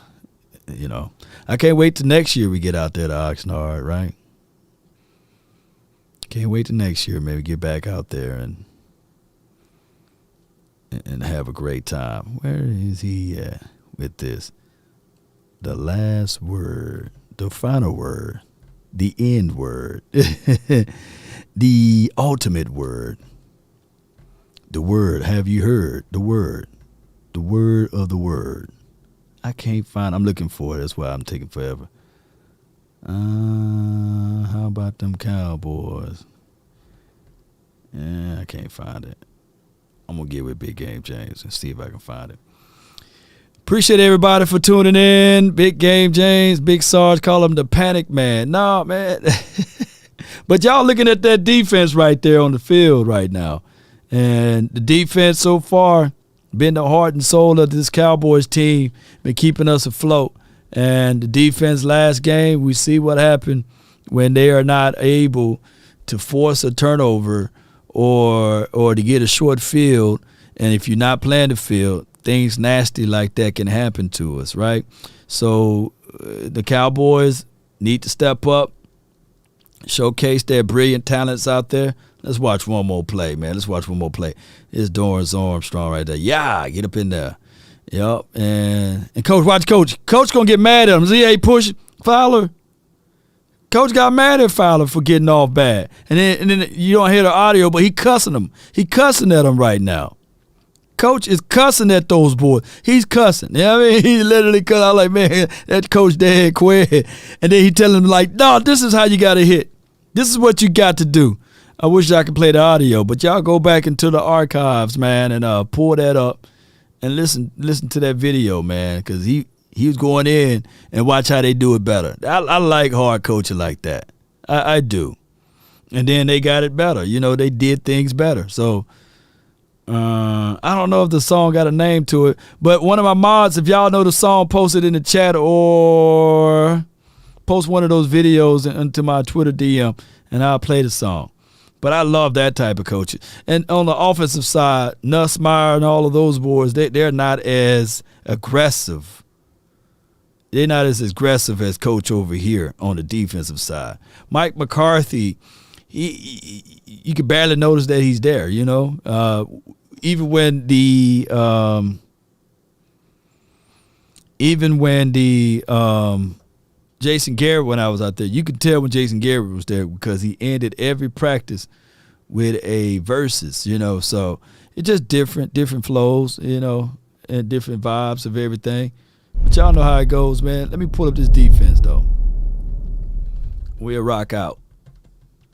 Here we go right here. You guys can see. 8th ranked defense, 26th ranked offense. Regardless of how you get this, we got to get this number down. This is not sustainable to win in the National Football League if you can't score. I know we got to stop teams from scoring, but how the league is built, they love to see touchdowns. So somehow you got to mix in, got to get down at least in these next few games. I want us to at least get into the top 15 in offense, and then from the top 15, after the next 3 games, I want us to get at least in the top 10 offense. We got to get this balance down a little bit. Special team, that's fickle, it's up and down, but as long as we stay within the top 10 in special team, we be okay. But outside of that, it is what it is. The offensive coaches are too docile, Shout out to y'all, man. AB is solid. This is from King Element. I feel you. Which AB are you talking about? Are you talking about Anthony Brown or Anthony Barr? You know what I'm saying? Unless you have actual seen a real practice, don't judge Kellen coaching. This is from J Farm. So you mean to tell me? You telling me, J Form, that J Form, are you telling me that Coach Kellen Moore, he's really challenging these guys and getting into them, holding them accountable, and corrective action is going on? Because I would love to know more, man. I'm from the outside looking in. I'm only getting this much, right?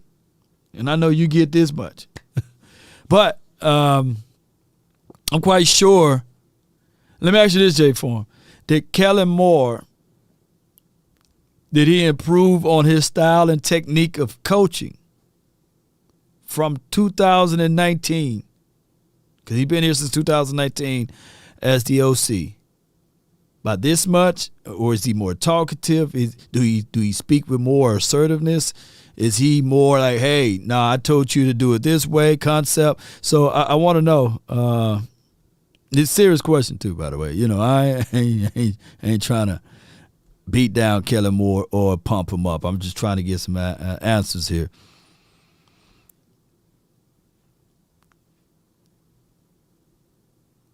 CeeLo says, how can you order a under my video, there should be a link to order my merch. Let me go to the I know what I normally. Here we go. Merch store. Here we go. Here's a merch store right here. You can switch up the merch store right there. Boom. Moore looks the same. Doubtful. J Form says he's the same since 2019. And that link right there would take you to the merch store to get one of the Law Nation hoodies. But Trey says they said Sirianni was taunting our players on the sideline. Well, we would have to dive into that down the line. Let them hang. Let's go, Cowboy Nation. All right, y'all, man. Unless somebody got that audio from Big Game James, how about them Cowboys? Those click-cat Cowboys. I think that's how that lyric goes. Kick-cat Cowboys. I ain't a rapper, though, Yeah. Let me see if anybody sent it to me. Nah. And Here we go. I'm talking about. Nah, that's not Big Game James. I can't play that one, Sadiq. That dude will get me for copyright. I can't play that. He's not part of the system there. I don't know who is Big Herd, but he got to be Big Game James, man. He got to be Big Game James, because that dude be like, hey, man, you playing my audio, man. It got to be Big Game James. Big Game James' son got a song out. How about them Cowboys? And he had it out for like 2-3 years now. It's somewhere on Big Game James' page. I got it somewhere in my files, but I don't have it disposable that quickly to get to it. But Big Game James normally play it on the openings of one of his videos when we win. So if you can find that video and send it over, I'll play that, because it's the opener of one of the videos, but I don't. He had so many videos since the last time I heard it. It could be trying to find a needle in a haystack while I'm live. Jalen Hurts is 6-0 is MG. Wait a minute. Is that the same MG? Now, hold on. Oh, so MG, now I found out. Oh, so you are a Eagles fan. I thought that you was a Cowboy fan, MG. Come on, man. Come on, MG. MG. I don't play fantasy football, but I appreciate you, Chris, 214. I'm too much of as they say, I'm too biased, right? I don't play fantasy football. I leave that to the younger kids to play the fantasy.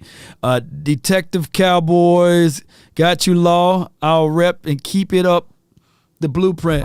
Appreciate you. The C-Los 2136. And appreciate you, Chris. 214, man. I don't play any fantasy football. But shout out to the fantasy sponsors out there. Be sure to check them out. Parlays, make some money, baby. But all right, Cowboy Nation, I really appreciate y'all so much. Maybe by the next episode, I had that video or that audio of Big Game James' son rapping "How About Them Cowboys." Oh, you got it, Sadiq? Let me see if I can pull it up again. Boom, boom, boom, boom, boom. No, that's still that other guy's. That's still that other guy's content. I can't play that audio. That's not Big Game James' son.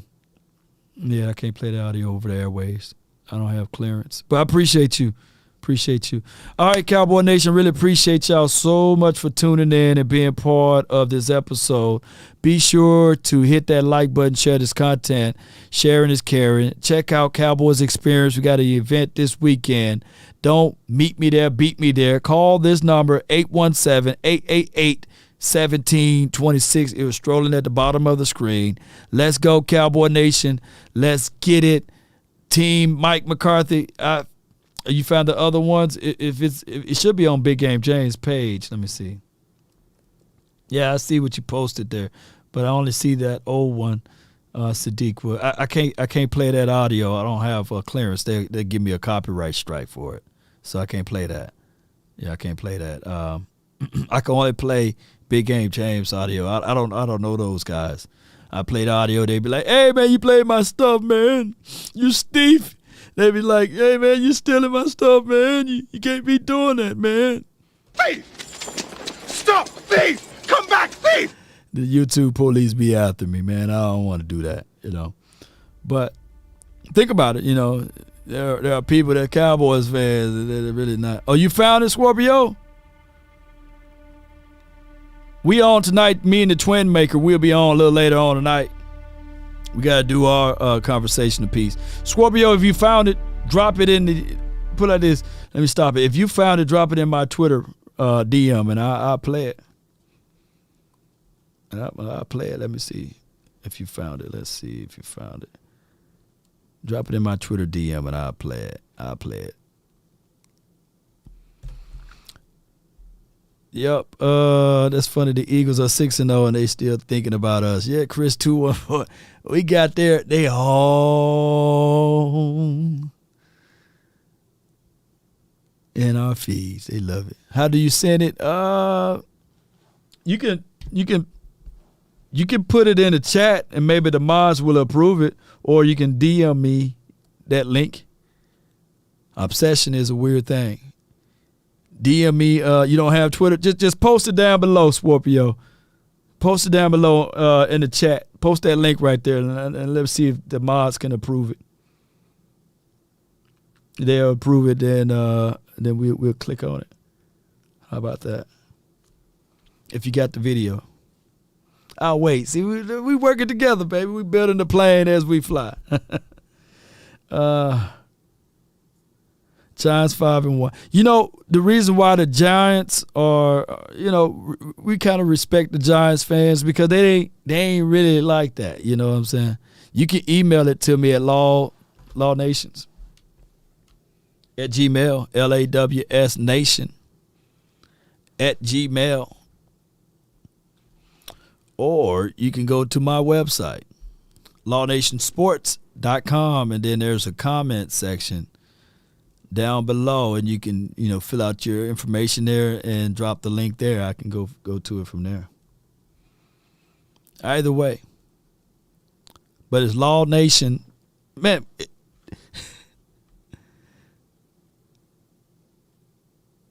yeah. Or you just drop it right in the chat right now. You can drop it right in the chat, and then Sadiq will send it over to me. That's how we work with it. We do it that way. And you don't have to build it. You don't have to.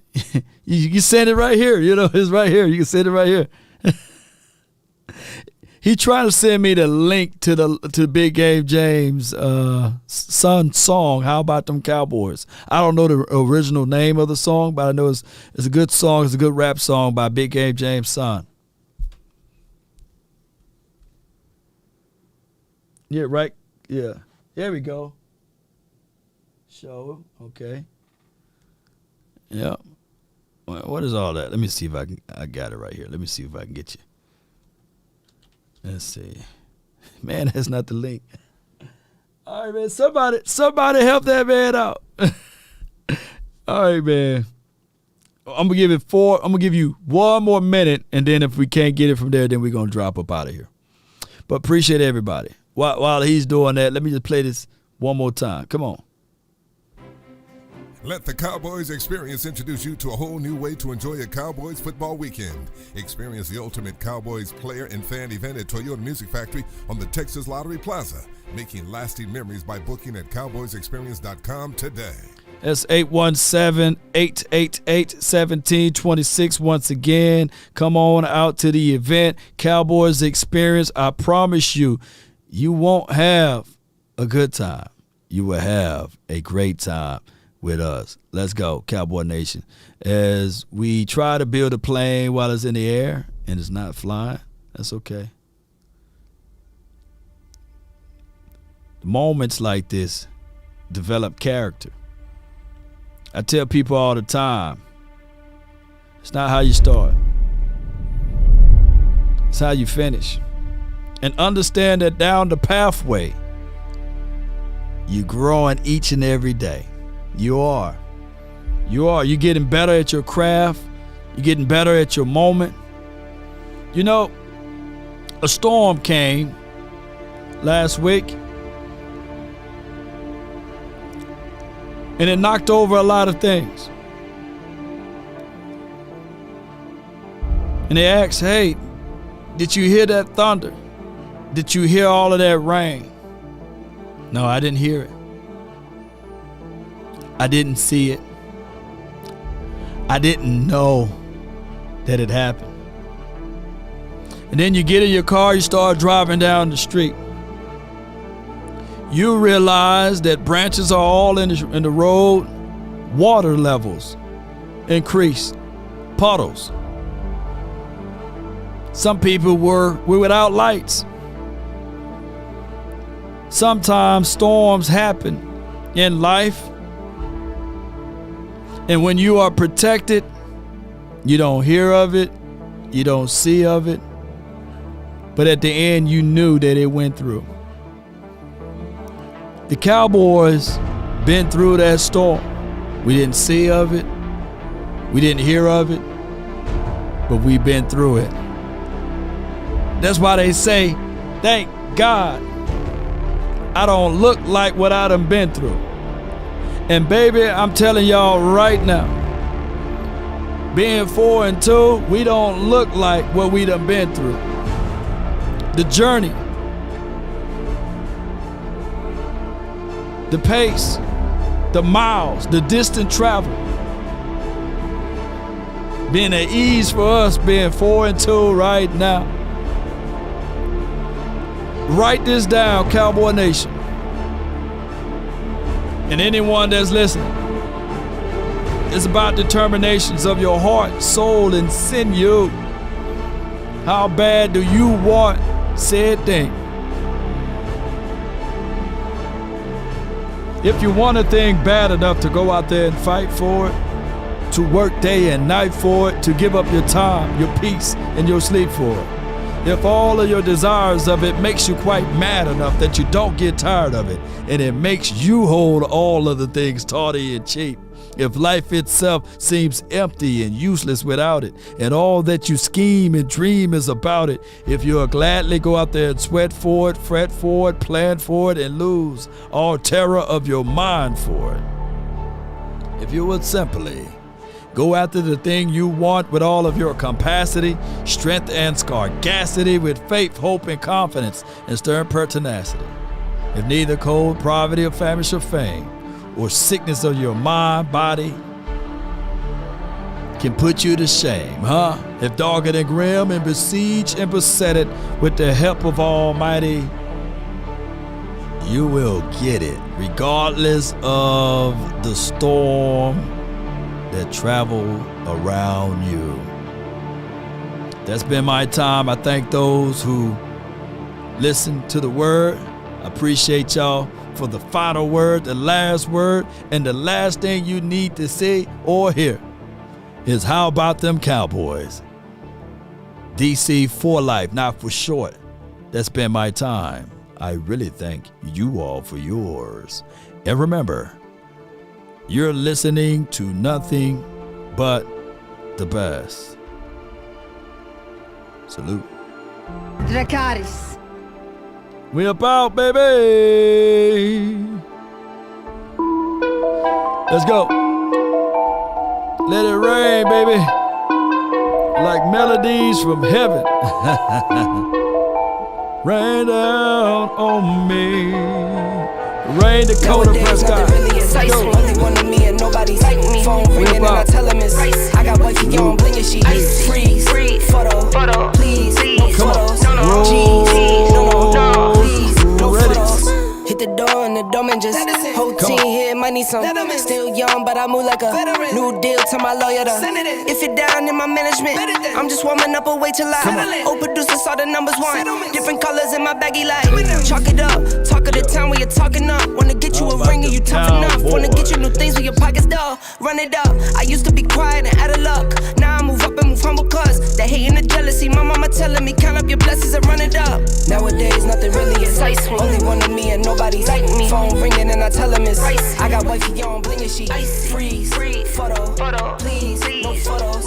G's. No, please. No photos. I keep giving game away. Law. I put game on layaway. Nation. I got paid to play today. Come on. I get paid to stay away. Shout out to you, Chris 214, CeeLo's 2136, and Wilfred Jenny. I would never sell my only soul. Heard your whole team was for sale. Come on. Heard this on the market for the low. Who the realest we might never know. All this acting you gon' play a role. Give you the world when they sign you up. Roll those Try you credits out one and more then they time line with you some up. fire. Ooh, now you're looking hungry, ribs are touching, need some food. Now you're all on live acting surprised, but you was fooled. Boy, get out the way, it's been a day, now you're old news. Now you got the pen and pad, you're trying to take my moves. Nowadays, nothing really excites me. Only one of me and nobody's like me. Phone ringing and I tell him it's I got wifey on bling and she freeze. Photo, please. No photos. G's. No, please. No photos. Nowadays, nothing really excites me. Only one of me and nobody's like me. Phone ringing and I tell him it's I got wifey on bling and she freeze. Photo, please. No photos. G's. No, please. No photos. One love, baby. You know, determinations of the heart, soul, and mind also brings you a level of resiliency. Shout out to Scorpio. Because he found out a way and like this motherfucker don't miss. No, he's fucking good. That motherfucker don't miss, man. He's good. In the heat of battle, he don't miss. He don't In the heat miss. of controversy, he don't miss. Let's go with it. Cause he kept going. Come on. Y'all listen up.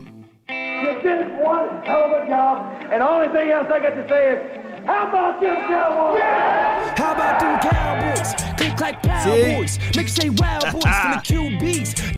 Let's go with it. BTs, LBs, and the Cowboys. You tuning in to the team that win. Big game, first name James. He interviewed, he called the games.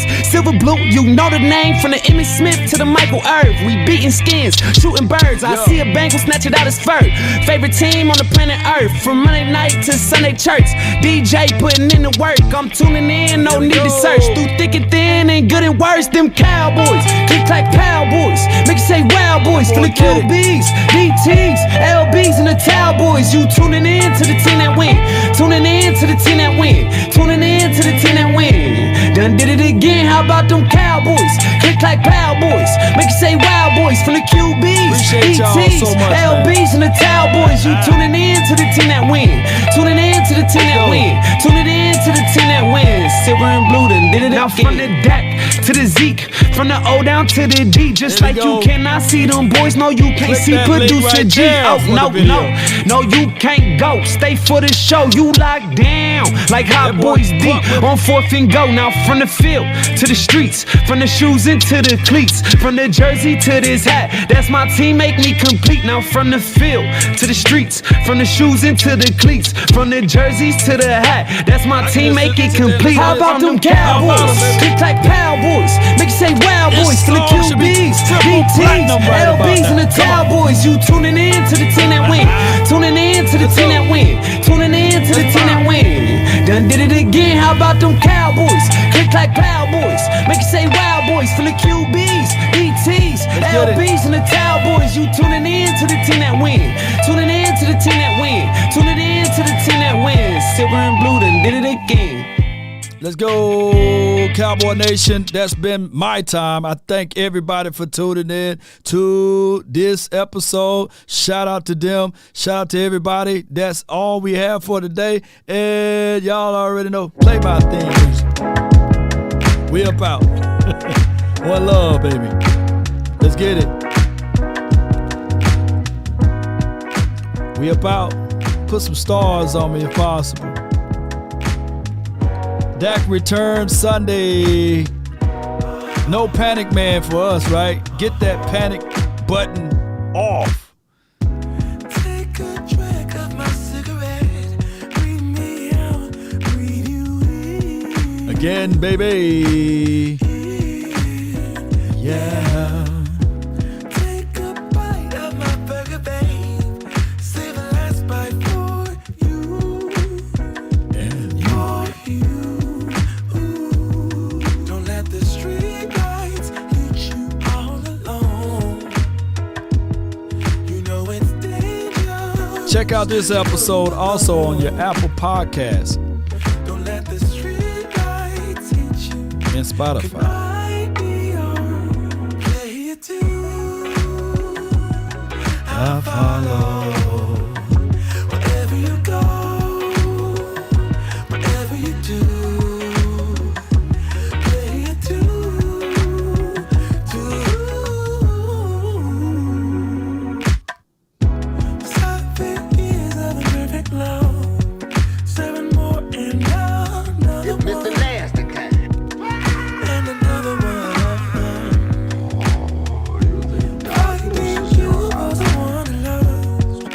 Till next time, DC for life.